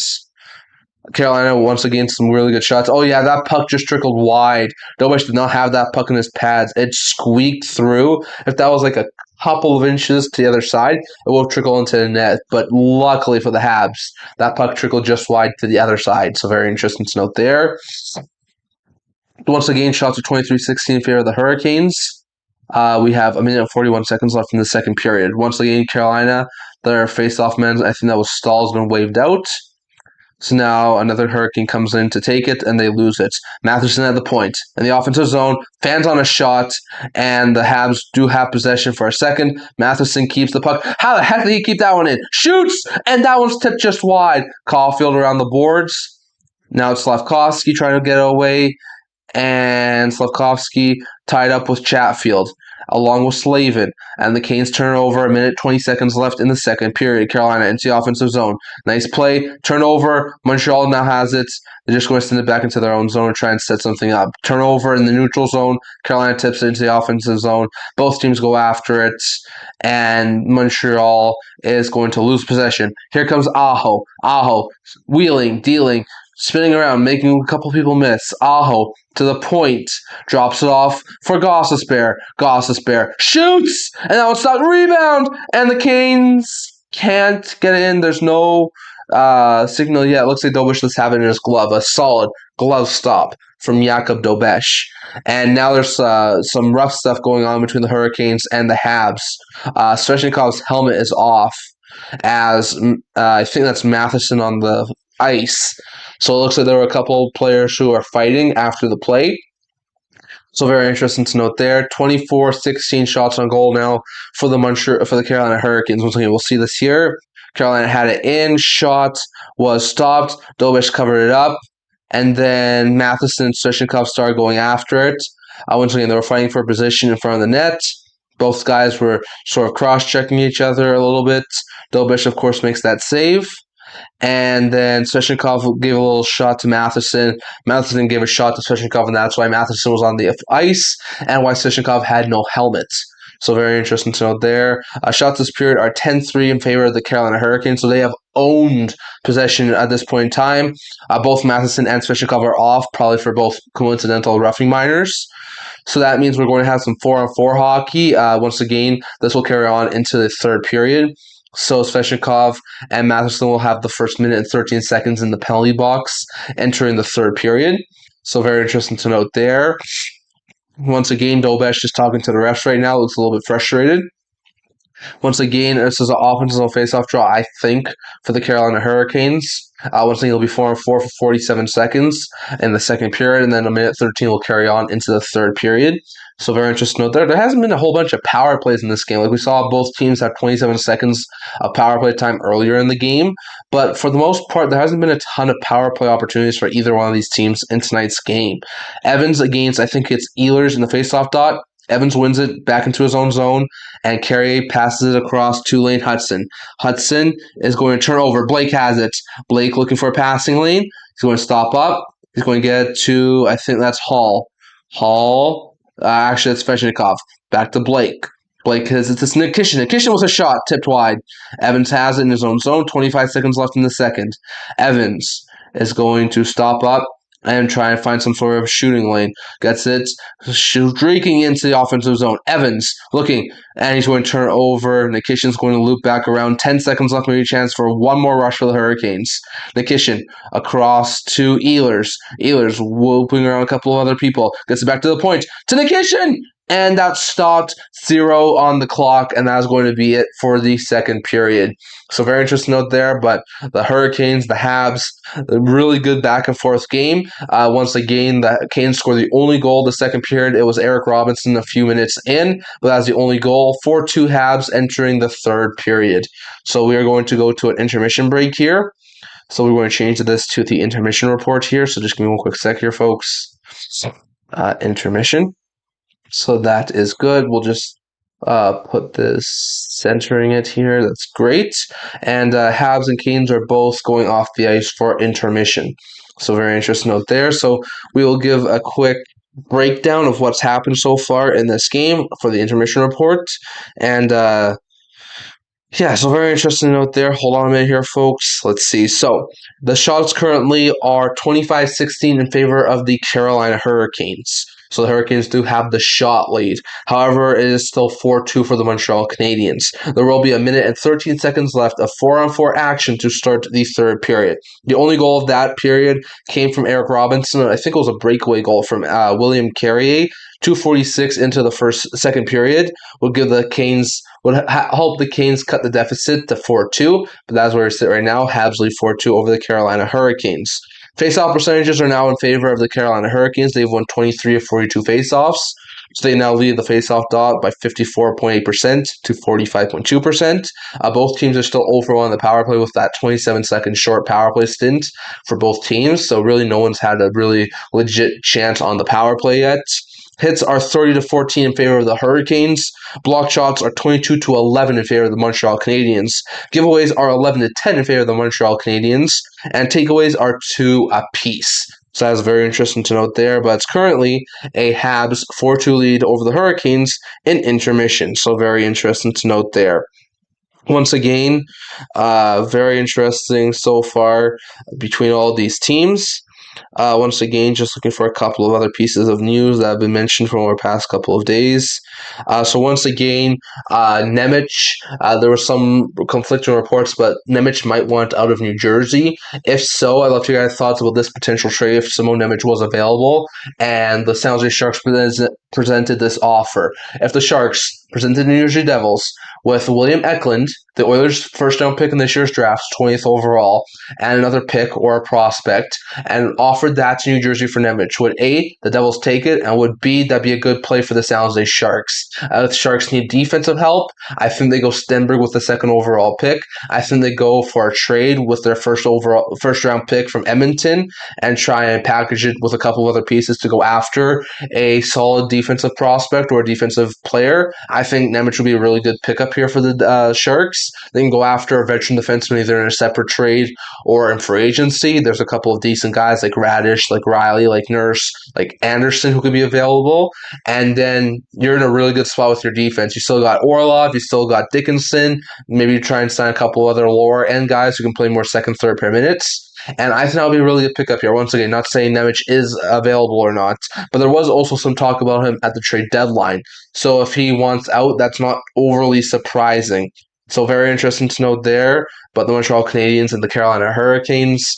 So very interesting to note there, but that could be a potential Nemec trade I could see. I will let you guys thoughts on what you think and what other teams could potentially be trying to acquire someone Nemec if he was available. What about Washington? What about Toronto?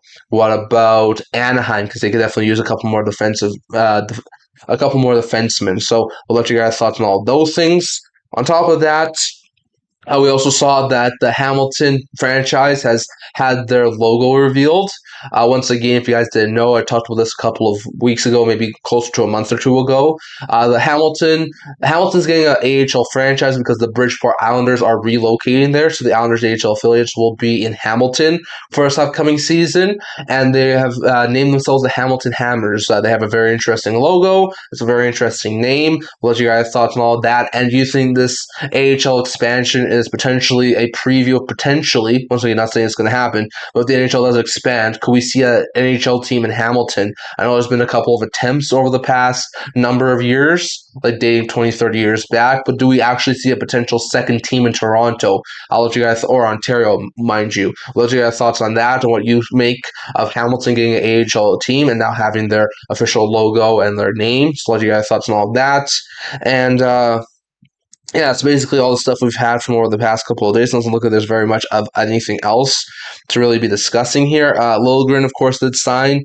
Once again, love to your guys' opinion on that, as well as Kanterslov in Chicago and Jansen in Carolina. So very interesting to note there. Once again, just really quickly going over here to see if there's any sort of other pieces of news that I missed here. Just give me one quick second here. Once again, doesn't look like there's very much of anything here. Once again, if there was a couple of other things you guys wanted to talk about, love to hear your thoughts down in the chat below. What are some of your predictions for this offseason? What sort of goaltenders get moved? Do we see Aiden Hill get moved in the offseason? Jordan Binnington, Thatcher Demko? What sort of happens on the blue line? Which teams go after some blue line help? Which teams need some blue line help? Which teams are going to try and trade away some of their defensemen? What about on the forward group? Is there some big name forwards that we wind up seeing traded this offseason? Is it a guy like Austin Matthews who gets traded? Could we see Jason Robertson get traded? What about Jordan Kyrou or Robert Thomas in St. Louis? What's your guys' thoughts on all of that? What do you think happens at the draft? How many trades are we going to see involving first-round picks in this year's draft before the draft actually happens or on draft day? We'd love to you guys' opinion on all those things down in the chat below, down in the comment section below. We'd love to you guys' opinion and we'd love to discuss some things with you guys. But we do still have a couple of minutes left before the start of the third period. So until we get some other things going here, just to recap, we are doing a live stream tomorrow. It will be game 2 of the Golden Knights and the Avalanche. The Knights are going to be looking to take a 2-0 series lead to Vegas with a chance to potentially sweep the Colorado Avalanche on home ice. They're looking for a big win there, and hopefully, for their sake, Cale Makar does not wind up playing. Once again, he's currently injured right now. I know the Avalanche are really, really hoping for Makar to get back. We'll see if he's able to play tomorrow, but we are streaming that game. Avalanche are going to be looking to try and even up the series, heading back to Vegas. No one said that series was going to be easy, and I said Golden Knights in 7 because I do think the President's Trophy curse still applies. The Avalanche remind me a lot of the New York Rangers of the 2024 season, where they had a really good start to this to the playoffs.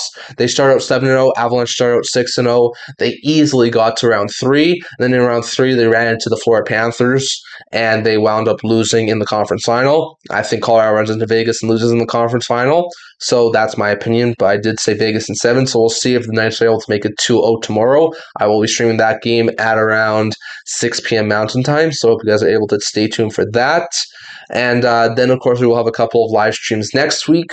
I'm planning on probably doing, not once again for sure in concrete once again, but I think we're probably going to do Game 4 of the Avs Knights series on Tuesday. And then, of course, both Game 5s, if there are Game 5s, on Thursday, Friday. That's probably my schedule for next week. Once again, we'll have to decipher a couple of other things. But as of this point in time, I'm probably going to do Game 4 of Avs Knights and then Game 5 of both series on Tuesday, Thursday, and Friday. And then, of course, later this week, we'll have a couple of other small pieces, videos, things to do. We will have a video later tonight or tomorrow morning, power rankings plus a fan reaction for the Knights and the Avalanche Game 1. Tomorrow we will have at some point off-season preview for Senators and Kings. On top of that, Saturday we will have a trade rumor video, and Sunday we will have a fan reaction for the Habs and Canes Game 2. So that'll be very interesting. So yeah, 4 draft day trades will be very interesting. Once again, I do a live stream on draft day, especially on the first day. So usually having some trades really freshens up the live stream. Once again, you usually see a ton of trades on day 2, which I also do a live stream for. So 4 draft day trades would definitely be very good. I wonder what they would be. Would the Hawks trade their 4th overall pick? I wonder about the Blues or the Capitals making some trades, because the Blues have 3 first-round picks. The Caps have 2. They're very close to each other. I do wonder if the Caps maybe try and package one or maybe both of their first-round picks for a star-studded forward upgrade. Once again, do the Sharks move that first-round pick? I think there could be some very interesting fireworks at this year's draft in Buffalo. So very interesting note there. I'm also hoping to potentially have another mock draft at some point next week. I'm not sure if it'll be Tuesday, Wednesday, or Thursday, but I am hoping to do a top 24 now mock draft. So the top 24 picks, now that we know who the top 28 teams are, I'm just going to do top 24 and potentially have some mock trades in that mock draft. So I'll keep things in the wraps right now, but I'm thinking about maybe 3 or 4 trades that maybe shake up the draft a little bit. So I'll definitely probably try and do a mock draft about that some point next week. So we'll have to see how things go and how things happen. But I'm definitely going to try and do another mock draft next week. So we'll see how that winds up going. Once again, we do have some very interesting things to talk about over the next couple of days. Once again, like I said, as per usual, I will try and stream a couple of Stanley Cup final games as well. So like I said, I'm probably going to do Game 4 and the 2 Game 5s next week, and we'll see if we get to a couple of Game 7s the following week. I might try and stream some of those ones. And then, like I said, I'm probably going to try and stream Game 1 of the Stanley Cup final, either Game 3 or Game 4, not sure at this point, but I'm probably going to try and stream Game 1 and Game 3 or Game 4, and then probably going to try and stream every other knockout potential game. So if it's Game 5 and it's a 2-2 series, I might not stream Game 5, but if it's like a 3-1 series, then I might try and stream Game 5, Game 6, and Game 7 if it goes that long. So very interesting note there, but we're still going to have a couple of live streams, probably 3 next week, and then probably at least 2 the following week, maybe 3 depending on when the Stanley Cup Final starts. So very interesting to note there. We are still 6 minutes away from the start of the third period. Actually, I should probably change that. So just give me one quick sec here, folks. I'll just change this to third period. So let's change this here to the third. So that's good stuff there. Let's move this here. So that's very interesting. I'd love to hear your guys' thoughts on what you think some of these other teams need to do to get to the conference final next year. Like the 4 teams, look at those 4 teams who missed out on the conference final this year, who were eliminated in round 2. Can Philadelphia make it back to the second round of potentially the conference final? What moves do they need to make in the offseason to do that? The Sabres, are they able to make it back to the second round, potentially conference final next year? What moves do they need to make in the offseason to get better? What about the Ducks and the Wild, both teams ending long playoff winning series droughts this year? Can they get back to the second round next year? And if so, what do they need to do in the offseason to get back to the conference final for the first time in a while? So it'll be very interesting to see what those 4 teams do in particular. I think Philadelphia is probably going to be a team who takes a step back depending on what they do in the offseason.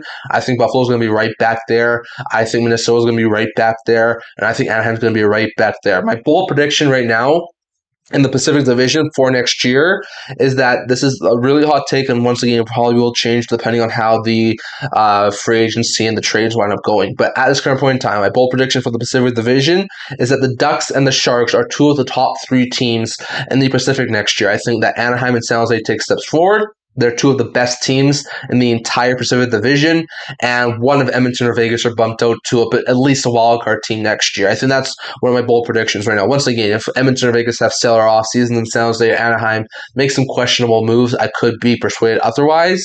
But I think the Ducks and Sharks are poised for that next step. So we shall wait and see how all of that goes. But once again, that's my bold prediction right now for the Pacific Division. So very interesting to note there. Once again, it'll be very interesting to see what else happens. Once again, we were able to see a couple of teams finally end some long droughts, like Buffalo and Anaheim finally making it back to the postseason. Philadelphia, all 3 of those teams, plus Minnesota and Montreal winning their first playoff series in a while. So it'll be very interesting out there. I'd be rooting for, of course, my Ottawa Senators to potentially make the postseason again next year and finally win a round. I'll definitely be rooting for Detroit to potentially finally end their playoff drought. Maybe not win a round, but at least end their playoff drought. And there's probably going to be a couple of other teams that I'd be rooting for next year to end some droughts. Once again, this year was actually a pretty good year, even though the conference finals weren't the conference finals I was really hoping for. Once again, we did see some teams break some big droughts, which is something I always love to see. Love to see some teams who have never had some very good success have success. So that's very good stuff there. And we shall see what else happens over the next couple of months as we get out of the playoffs into the draft and into free agency. It'll see a whole bunch of trades, so it'll be very interesting out there. And like I said, as of this week, we'll start to slowly get into more off-season content. So very interesting out there. We'd love to hear your guys' thoughts too on the vacant coaching positions. There are currently, I think, 4 vacant positions in the NHL. That is Vancouver, Edmonton, I think it's Vancouver, Edmonton, Vegas, and Los Angeles. I think are the 3 current coaching or 4 current coaching vacancies. And Toronto, Edmonton, Vancouver, LA, and potentially Vegas, depending on what they do with Torts. So I'd like to get your guys' thoughts on who you think fill those positions after the Canucks fired Adam Foote a couple of days ago. Does Malhotra wind up being the new head coach of the Vancouver Canucks? Do the Oilers or Kings get Bruce Cassidy? Who do the Leafs go after? We'll let you guys' thoughts down below. We got some other things here, but it does look like we are very close to the start of the Habs and Canes period 3. So we'll head back to the feed and hold on a minute here, folks. Let me just get the stream back up. Hold on a minute here. I think we are in the last commercial break, it looks like, of the intermission. So we're just about to get ready for the start of the third period between the Canes and the Habs. Once again, it's been a very entertaining game, so we'll just recap the game so far if you guys are just joining us. The start of the game was Carolina, 33 seconds in, a goal. It was from Seth Jarvis that would blow the roof off the place and get the Carolina Hurricanes early 1-0 lead. But after that, 4 unanswered goals. 27 seconds later, Caulfield with a beautiful pass from Suzuki, or Slavkovsky, mind you, and he was all alone in front to put one home. That tied the game up at 1. Then a breakaway goal early into a 4-on-4 call just a few minutes later from Philippe Deneau was able to give the Montreal Canadiens a 2-1 lead. Then a few minutes later, it was Alex Texier off a path, I think, from Philippe Deneau and Josh Anderson that made it 3-1 Canadiens. And then it made it 4-1 Canadiens after a breakaway goal from Ivan Demidov. That made it a 4-1 Canadiens lead after the first period. In the second period, a few minutes in, Eric Robinson scored a breakaway goal to give the Carolina Hurricanes some life and cut the deficit to 4-2. And that's currently where we're sitting right now. The Montreal Canadiens lead the Carolina Hurricanes 4-2, and we are just about to start the third period. So that's very interesting note there. We're still in a commercial break, so you are not missing a thing. And we are just about to get back to game action here for the Canes and the Canadiens. So very interesting to note there. Once again, they're just coming back here to rally to see how this game is going to conclude. So very interesting to note there. Once again, it's been a very entertaining game so far between the Habs and the Canadiens, or the Habs and the Canes. So very interesting note there. Once again, it was all Canadiens in that first period. It was all Canes in that second period, but once again, they only had 1 goal to show for it. So very interesting to note there. Once again, I did predict the Montreal Canadiens to win this series in 6 games. I said that I just can't trust Carolina in Eastern Conference Finals. We shall see how the rest of the series goes, but Habs are looking like really good stuff to potentially get their first win of the series and open the series with a 1-0 lead. So that is fantastic. We shall see. Once again, they're just showing Rob Brind'Amour on the bench, which is very interesting to note there. It's very interesting that Rob Brind'Amour and Martin St. Louis actually played against each other when they were in Carolina and Tampa Bay, I think it was, in the mid-2000s. So very interesting to note there. But that's a very interesting coaching duel between Rod Brind'Amour and Martin St. Louis. So very interesting to note there. It looks like we're just about to get ready here for puck drop at the center ice. Once again, Hurricanes and Habs, both teams looking for a huge win here. Let's see, Habs looking for that puck, as are the Hurricanes. And Canes win the offensive, the neutrals on faceoff draw, and they have it back in their own zone. Chatfield is going to drop it off for, I think that's Jarvis, and they get it over to Aho. Aho sends it. It's Jarvis. In front, shoots! And that one, I think, went wide. Jarvis went on the boards. To the point to Chatfield. Chatfield back around to Aho. Aho trying to turn away from Hudson is able to for a second. Aho, who was actually offer sheeted by Montreal, gets it to Slavin. Slavin gets it. Slavin crisscrossing with Aho. Slavin gets it to Chatfield. Chatfield shoots, and that one's stopped by Dobish. Caulfield gets the puck, and he's going to pass it. Oh, what a pass. I think that was back to Suzuki. And the Habs, oh, that's right, there's still 4-on-4 action. 25 seconds left on the 4-on-4 to start the third period. Dobson is going to pass it. Nice play. It gets back to Dobson below the goal line. They're just playing keep away right now. Dobson passes it back to, I think that's Kane Gooley. Gooley below his own goal line, trying to get away from Ehlers. Nice play, gets it back to below the goal line. Habs trying to get something going here. Dobson stretch feed, and Evans can't get the puck in deep. Blake has it in the neutral zone, gets it to Ehlers. 5-on-5 again. Ehlers in. Ehlers back across. And that's turnover. Montreal has the puck. Evans has the puck taken away by Svechnikov, and the puck just gets dumped down into the Carolina Hurricane zone. Carolina has the puck on their stick. Miller to Ehlers. Ehlers into the offensive zone. Ehlers making some people move. He shoots, and that one's going to be up and over the glass. Nice try there from Jordan Staal with a great shot, but I think he just put it a little bit higher. Might have been deflected by Dobesh. Either way, 18:22 left in the third period. Still a 4-2 lead here for the Montreal Canadiens. Once again, he just put it wide. Nice try there from Jarvis on the 4-on-4. Once again, he just ever so slightly put it wide. So great attempt there from Seth Jarvis, who has 5 shots and 6 attempts tonight. Also has one of the Canes' 2 goals. So very interesting to note there. Shots are currently 25-16 in favor of the Carolina Hurricanes.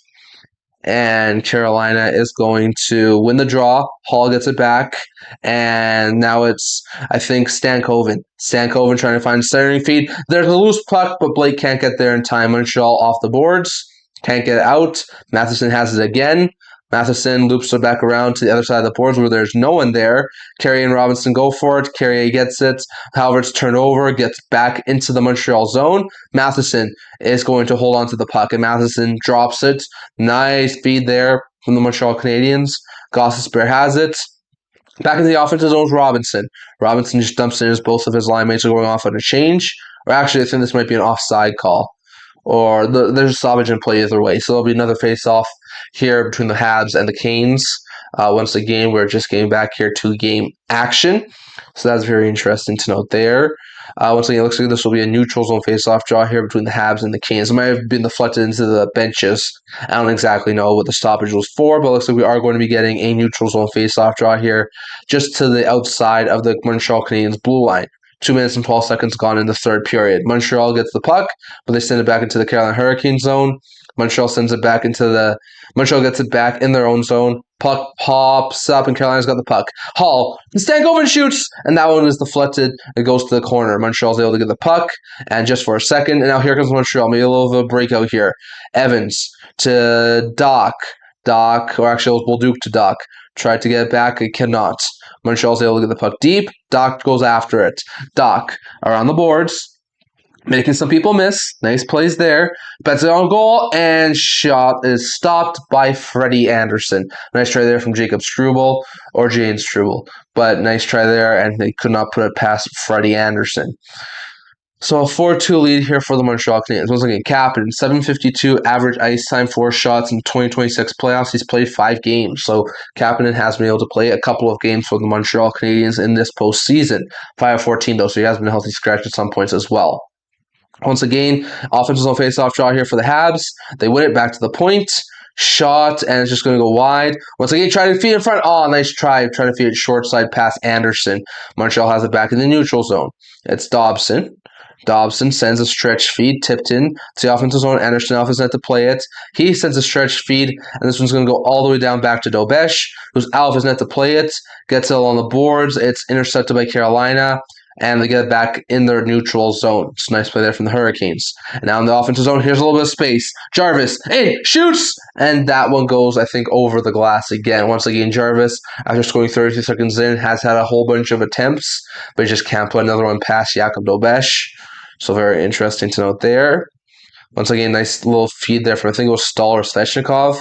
And I think that puck just got deflected. Let's see.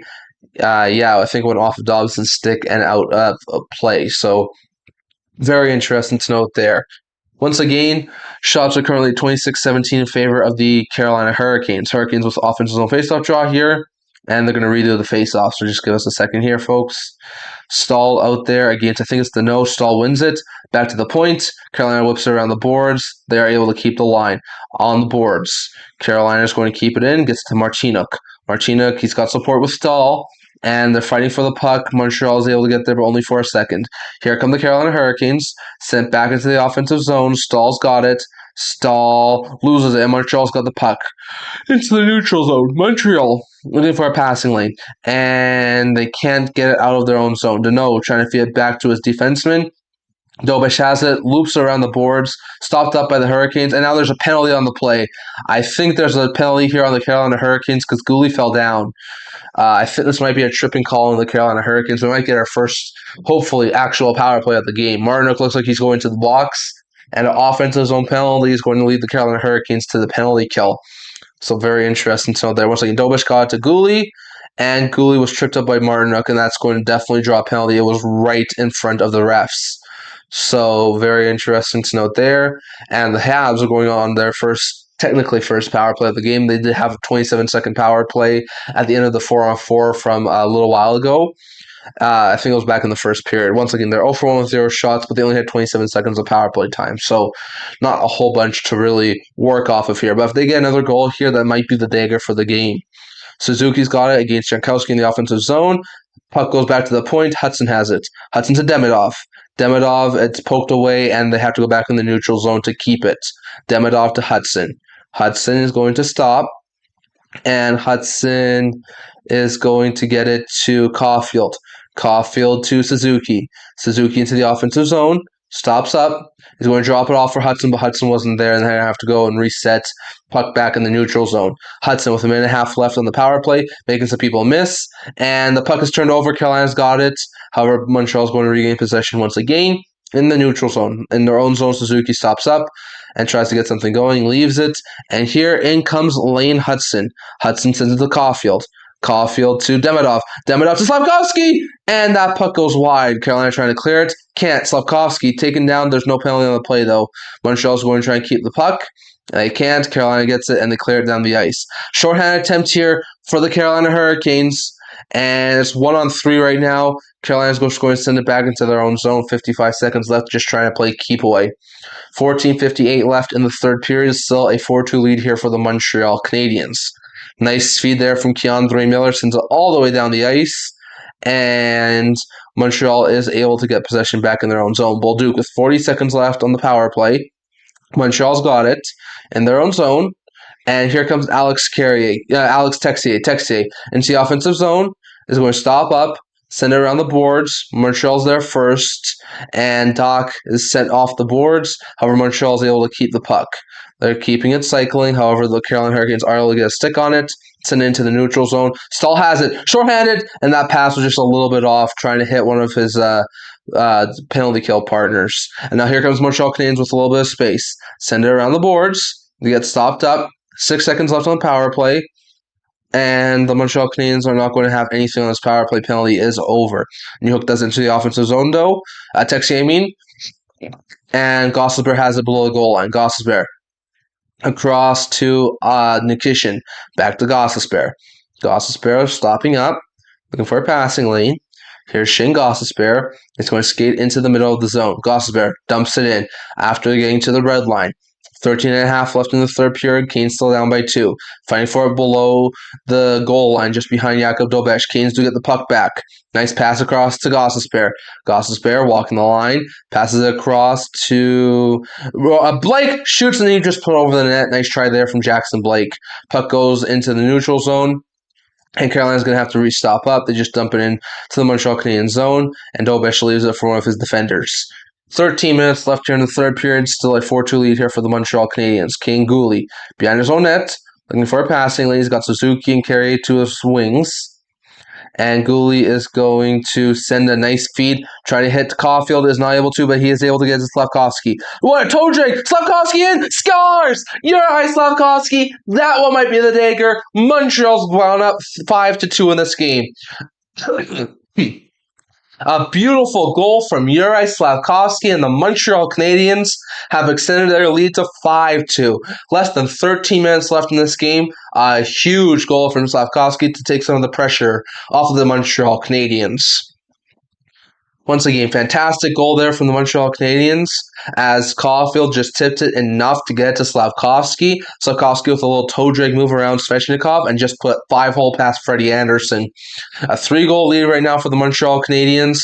And for the first time all playoffs long, the Habs have tied the amount of goals that the Canes gave up in the entire series against Philadelphia and in the entire series against Ottawa. That is a crazy start for the Montreal Canadiens in this Eastern Conference final. And once again, a board battle here below the goal line. Montreal's able to get it, and they send it out of their own zone. Trying to stretch feet, can't. And it looks like icing is called here on the Montreal Canadiens. So offensive face-off draw for the Carolina Hurricanes. Once again, I was not expecting this sort of a start from the Montreal Canadiens. I was expecting them to probably win and probably get the victory, but this level of dominance I was not expecting from Montreal in Game 1.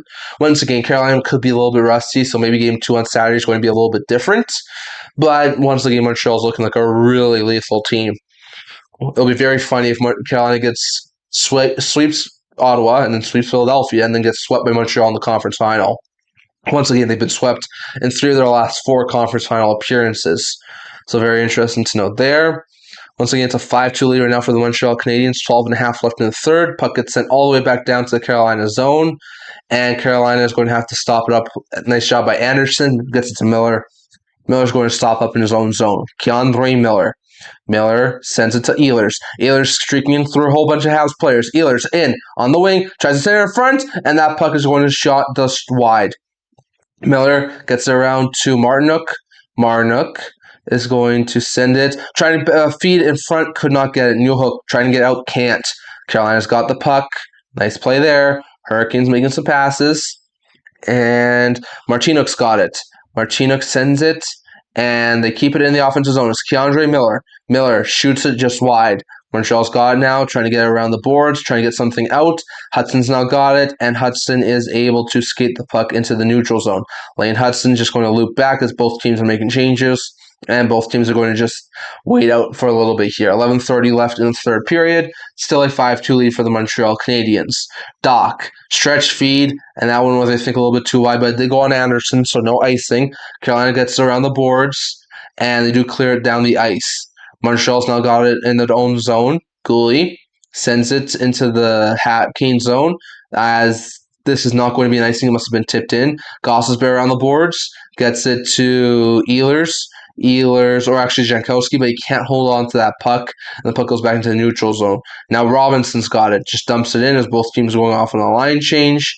10 minutes left, 10:50 exactly in the third period, 5-2 Montreal. Montreal's got it again. Here come the Habs into the neutral zone, into the offensive zone, and Carolina's got the puck. Nice play there. Carolina sends it deep, and they go after it. Dobson's got it in his own zone, passes it to Struble. Or actually, it's Matheson, and Matheson passes it to Deneau. Deneau gets it back to Matheson, and Matheson with a nice stretch feed here, trying to hit the Texier, can't. Now here comes Josh Anderson. Anderson gets there before Chatfield, loops around the boards. Another board battle here between the Habs and the Canes, and the Habs are able to keep the puck in, but just for a second, Carolina gets possession right back. Here come the Hurricanes, maybe a little bit of a break here. Dump it into the offensive zone. Dobish gloves it down, covers up. 10:02 left in the third period. 5-2 for the Montreal Canadiens over the Carolina Hurricanes. Once again, for you guys that are just joining us, Juraj Slavkovsky scored just a couple of minutes ago to give the Hurricanes the Habs a 5-2 lead over the Hurricanes. We're just heading to a commercial break with 10:02 left in the third period. So very interesting to note there. Once again, I do appreciate all of you guys for tuning in. If you guys are just joining us, we are going to be doing a live stream tomorrow at 6 p.m. Mountain Time between Vegas and Colorado. This is Game 2 of that Western Conference Final Series. And then our next game will most likely be Game 4 of the Western Conference Final on Tuesday. So that's probably going to be my next live stream after tomorrow. Once again, I have a few things to work out, but that's probably going to be the next live stream. So very interesting to note there. We definitely do still have a couple of minutes left here in this game, but Montreal's looking like they are well on their way to take that 1-0 series lead. And so far, teams who win Game 1 in these playoffs 10 of the teams who won game one went on to win the series. Only two times, the Oilers in round one and the Sabres in round two, the team wound up winning game one and not win the series. Edmonton lost in 6 games after winning game one. Buffalo lost in 7 games after winning game one. So very interesting to note there. So teams who win game one so far in this postseason and usually generally do wind up going on to win the series. Vegas won game one in the Western Conference Final. Montreal's looking pretty good to win it in the Eastern Conference Final. So very interesting to know there. And that's something that Colorado and Carolina have not had to face at this point in time. Carolina was 8-0 going into today's game. Colorado was 8-1 going into last night's game. Colorado did lose that one game to Minnesota, but that was one blip on the radar. For the most part, Colorado had been a really dominant force, and Carolina swept their first 2 rounds. They had a couple of shutouts, a couple of overtime wins, but all in all, all Carolina. So the fact that Vegas came out, scored 3 unanswered in the second period and the third period, and will hold on for a 4-2 lead. The fact that Montreal's come out and currently has a 5-2 lead really puts Carolina and Colorado on their heels, especially being the home teams for these series. So it'll be very interesting to note there. I mean, if Montreal or Vegas, if Montreal does win this game, if Montreal or Vegas win game 2 and put Colorado and Carolina down to nothing, going on to Vegas and Montreal, going to Vegas and Montreal, that's going to be very interesting, and I could potentially see maybe some sweeps. We'll see. We'll see how things go. Carolina with offensive face-off draw, they win it. Trying to pass across, they block it. Carolina keeps possession, though. Try to feed in front. Martino can't get a good enough tip. It goes below the goal line. Martino trying to get the puck back. He's able to Ehlers. Ehlers turns it over. Now it's Philip Deneau. Deneau around the boards, and Montreal can't clear it. Now Suzuki's got it, and he gets it to Slavkovsky, and Slavkovsky just passes it back into his own zone with 9.5 left in the third period. You got to think if they don't have a goal by the 4 or 5 minute mark that they're going to pull Frederik Andersen. Here comes Slavkovsky into the offensive zone. He's just going to wait in his own zone, and he passes it across. Nice play there. And here come the Habs. Suzuki's got some space. He's getting closed in by Miller, so he gets it back to Slavkovsky, who tried to cross ice feet, could not. And now the Montreal Canadiens are back. Carolina does have the puck, though, into the offensive zone. Martino sends it in. Matheson and Aho going after it. Montreal's able to keep possession.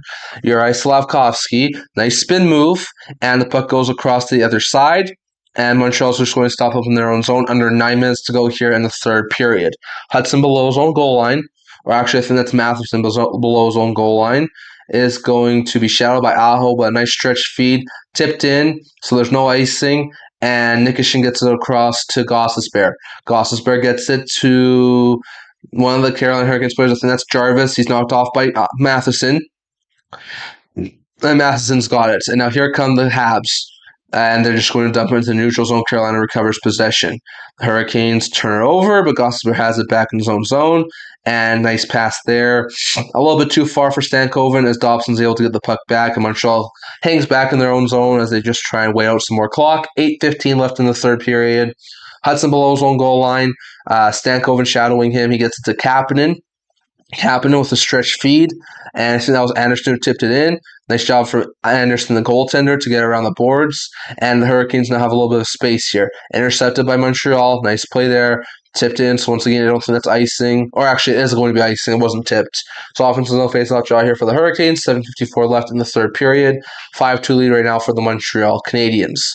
So very interesting to note there. Or actually, there's a penalty on the play. That's why the hand went up. Caden Gooley is going to the box. Hurricanes are going to the power play. Let's see here what exactly is the call. I didn't see very much in that play. Maybe interference call on Gooley. So very interesting to note there. But the Habs are going on the penalty kill with 7:34 left in the third period. So once again, the Carolina Hurricanes trying to get this game back to level square, down 3 goals right now. Montreal trying to get this game over the finish line and take the ever-important one-game series lead. So we'll see who ends up winning. So very interesting to note there. Once again, if you guys are just joining us, we are going to be having a live stream tomorrow at 6 p.m. Mountain Time for Game 2 of the Knights and Avs series. Knights took Game 1 last night. We'll see if the Avs are able to tie it on home ice or if the Knights win both games on the road and take a 2-0 series lead heading back to Vegas.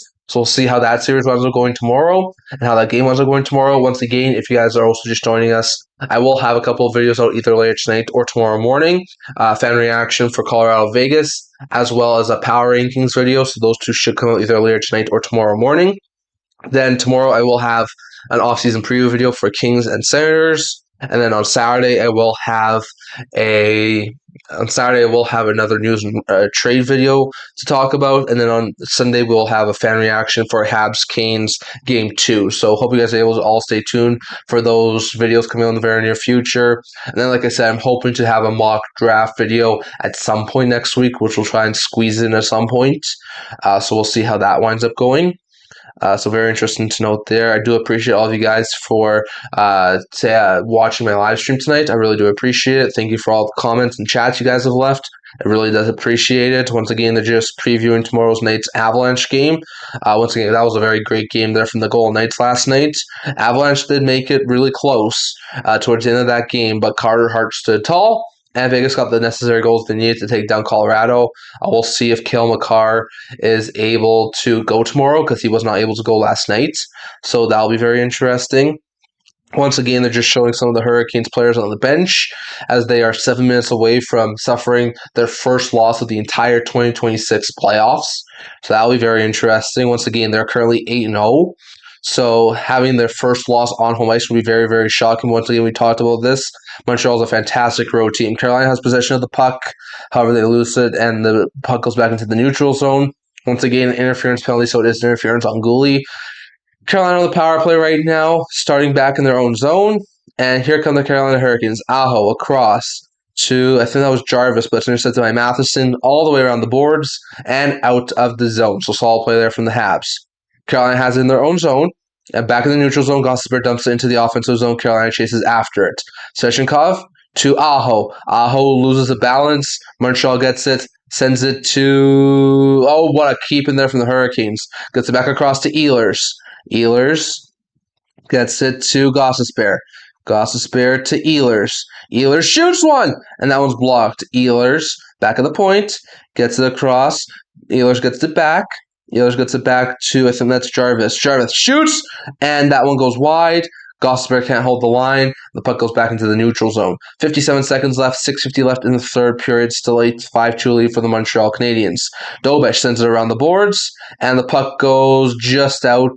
They're going to call it offside. So nice try there from Gostisbehere to hold the line. He could not. Nice play there from Dobish to whip it around the boards. 6:43 left in the third, 49 seconds left in the power play. And we still have a 5-2 lead right now for the Montreal Canadiens. So that's very interesting to note there. Once again, they're just doing it on some of the players on the bench's faces. Once again, Jarvis had a couple of really good attempts on that power play. But once again, now he's on the bench. So once again, this is actually going to be an offensive zone face-off draw here for the Hurricanes. Once again, it is... Deneau who wins the defensive zone faceoff draw. Anderson gets it all the way around the boards and into the Carolina Hurricanes zone. 6.5 left in the third period. 5-2 lead right now for the Montreal Canadiens. Keandre Miller trying to make some moves, trying to get into the offensive zone, drops off, intercepted, and Montreal's just going to dump it back in. Nice play there from Philip Deneau. And he's just going to waste a little bit more time. 27 seconds left for the power play for the Carolina Hurricanes. 6:20 left in the third period. Here comes Carolina into the offensive zone. And they're going to stop it up. Anderson can't get out this time, though. Carolina has it. It's Ehlers at the point. Gets it to Hall. Hall trying to get it cross feed, but could not. Miller keeps the possession in the offensive zone. 5 seconds left, however. It's Dobson who gets it, hits it off the boards, tipped into the Carolina Hurricanes zone. That's going to do it for the power play. 5:52 left in the third period, and still a 5-2 lead for the Montreal Canadiens. Ehlers with speed up the middle. He's going to poke it past a couple of Habs players, get it deep, and try and go after it. It's turned over to Suzuki. Now Carrier's got it, and the puck gets sent to the neutral zone. And now the Montreal Canadiens have it. Nice play there. Here come the Habs. Slavkovsky dumps it in. Nice play there from Montreal's Yuri Slavkovsky. And the puck is below the goal line. Trying to center in front. They can't. Jordan Stahl's got it. Stahl gets across to Marnock. Marnock trying to feed in front. And another nice glove save from Jakub Dobish, who has been pretty brilliant in tonight's game. I like the way Dobish has been playing, and he was one of the reasons I said the Montreal Canadiens will probably win this series. If Dobish is on his game, I think Carolina's going to have some problems. 5:17 left in the third period, and Montreal on the brink of winning game one. And once again, we've talked about this. They do fantastically after losses. I think they're 6-0 after a loss in these postseason. So I do believe that if they win tonight, if the Carolina Hurricanes win 3 games and the Habs win all 3 games after their wins, Habs will win a 7 again. So once again, maybe they can string together a couple of wins in the conference final. They did once last round against Buffalo after losing game one. So we'll see how that goes. But Montreal's really good against after losses. So if they win tonight against Carolina in game one, that's going to be huge for them going forward. Once again, we're almost done here. Just to recap really quickly here, I am going to be doing a live stream tomorrow at 6 p.m. Mountain Time between the Knights and the Avalanche, game 2 of that series. So if you guys are able to tune in for that one. And then when it comes to just regular videos, I'm hoping to have a couple either out later tonight or tomorrow morning, a fan reaction for Avs Knights, as well as a power rankings video. So I hope to have those 2 out either later tonight or if I'm not able to get around to them tomorrow morning. I'm also hoping to have an off-season pre-video out tomorrow for Kings and Senators, news and trade video out on Saturday at some point. And on Sunday, I'm hoping to have a fan reaction for Habs and Canes Game 2. So those are currently my next videos that are going to be coming over the next little while. So if you guys want to keep up to date with the channel, those are going to be the games that wind up happening. Yeah, they're just showing the goals against here for the Carolina Hurricanes. Round 1, 5 goals. Round 2 against Philadelphia, they gave up 5 goals. Tonight against Montreal in game 1 of their series, they've given up 5 goals. So either Ottawa and Philadelphia are complete trash, and I think Philadelphia's a little bit more trash than Ottawa, but Ottawa didn't do much better than Philadelphia. Or Montreal is just levels above both of those two teams, which I think might be the more likely option. So, very interesting note there, but Montreal is outclassing the Philadelphia Flyers, the Carolina Hurricanes right now. And once again, with the way the Carolina Hurricanes defense have been playing and Anderson have been playing, I'm shocked about how well this Montreal Canadiens team has been able to. 5:15 left in the goalie pull for the Hurricanes, needing 3 goals. Carolina's got it. Back to the point. Gossespierre around the net, and it is sent back to the point. Carolina is able to keep it in. They are able to. Aho on net, blocked. Jarvis has it, taken away. Aho is going to be able to get it to Walker. Walker to Aho. Aho tipped in front by Stahl, couldn't get there, but he has to keep the zone. Carolina's got the puck. Now Walker with a shot. That one goes wide. Stahl can't get to the rebound. Slavkovsky's got it. He's going to chip it into the neutral zone. And Carolina's got the puck. Suzuki shadowing one of the Hurricanes defenders. Canes have it in their own zone. 4:35 left in the third period. Still 5-2 Habs. Here comes the Carolina Hurricanes into the offensive zone. Habs send it all the way down the ice. This, I think, should be icing, and it will be. 4:24 left in the third period. Offensive zone face-off draw here for the Carolina Hurricanes. So once again, really good stuff here. From the Habs, they've been able to weather the storm from the Carolina Hurricanes in the second period. In the early portion of the third period, got the insurance marker, and look like they're well on their way to win Game 1 of the Eastern Conference Final. So very interesting to note there. Anderson, Dobson out there right now. Once again, Habs have a defensive zone face-off draw here, and after the icing, and the Habs do win it. Dobson with a nice play there. Nice. And the Canes are able to take it, gets it back. And the Canes have it at the point, feed it below the goal line. Ehlers calling for the puck, won't get it. Blake gets it back to the point, shot, and that one's blocked. It goes wide. It's along the boards. Carolina's got it. Hull along the boards, trying to fight for it with a couple of Habs players, and they're jamming away at it, and the puck is loose, but the Habs are able to get there first. Carolina keeps the puck, slaving to Stankoven. Stankoven shoots, and that one goes wide from Blake. And now the Canes keep the possession. 3:49 left in the third period. Here comes Carolina with some nice passing. And Stankoven's got it along the boards. Stankoven shoots one, and that one goes wide. Carolina's now got it. Ehlers around to Blake. Blake with 3.5 left in the third period. Blake looking for a passing lane. Gets across, shoots! And that one stopped, and it goes all the way around the boards and all the way down the ice where Carolina is going to have to get it.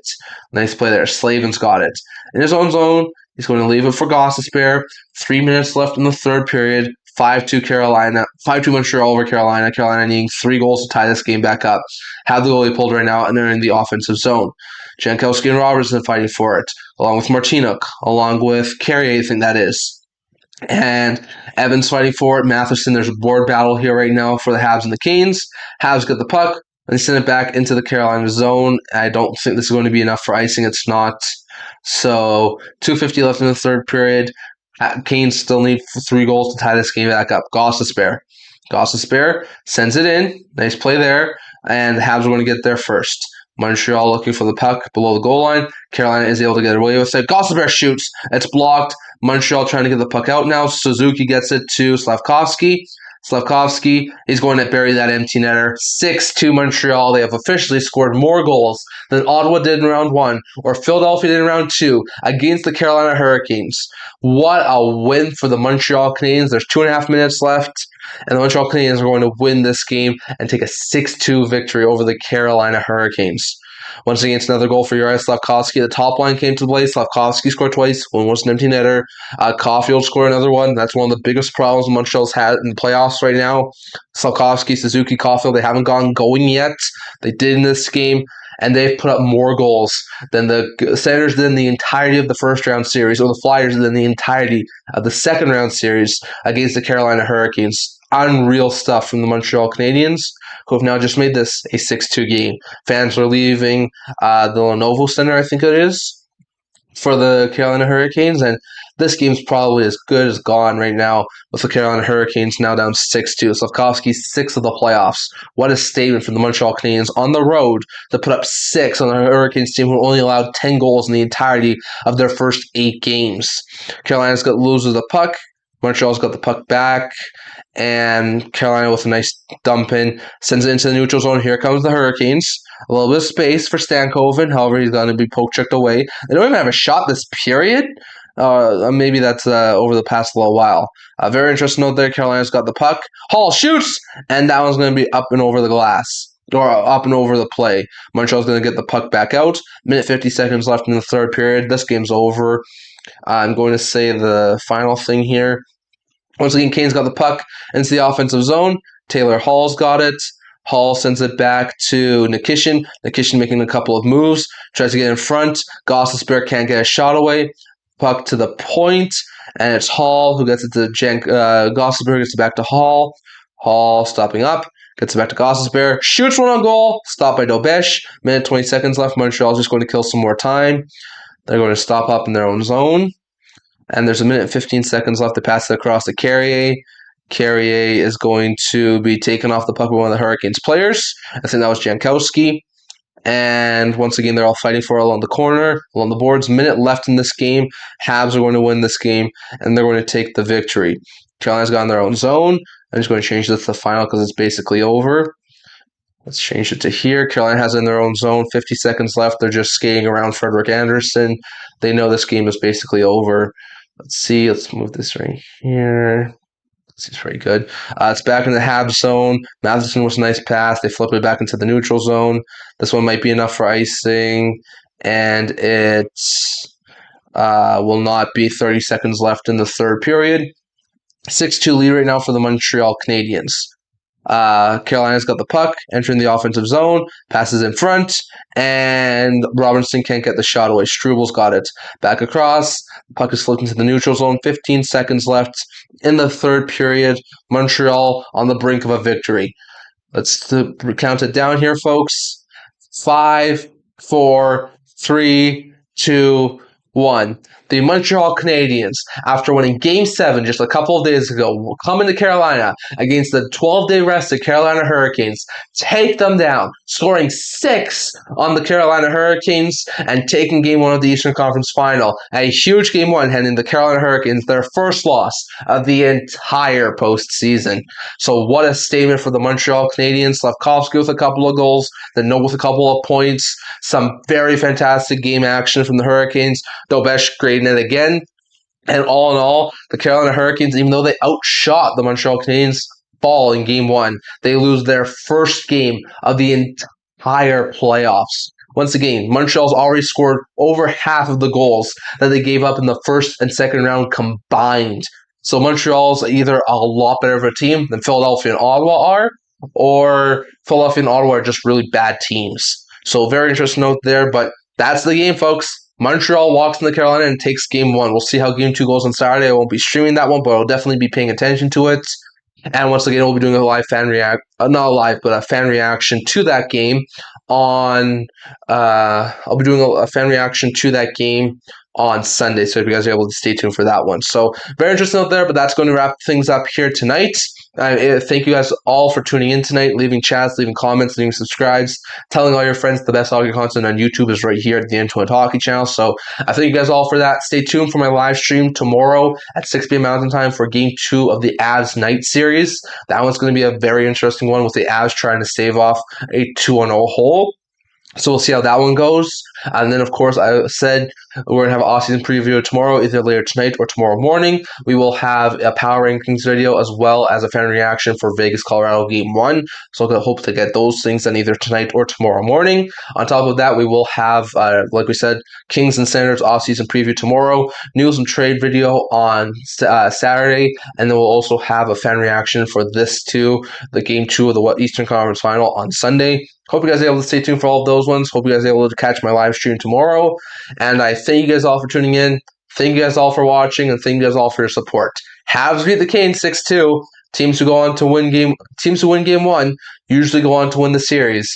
Maybe this is the same thing that's going to happen for the Montreal Canadiens.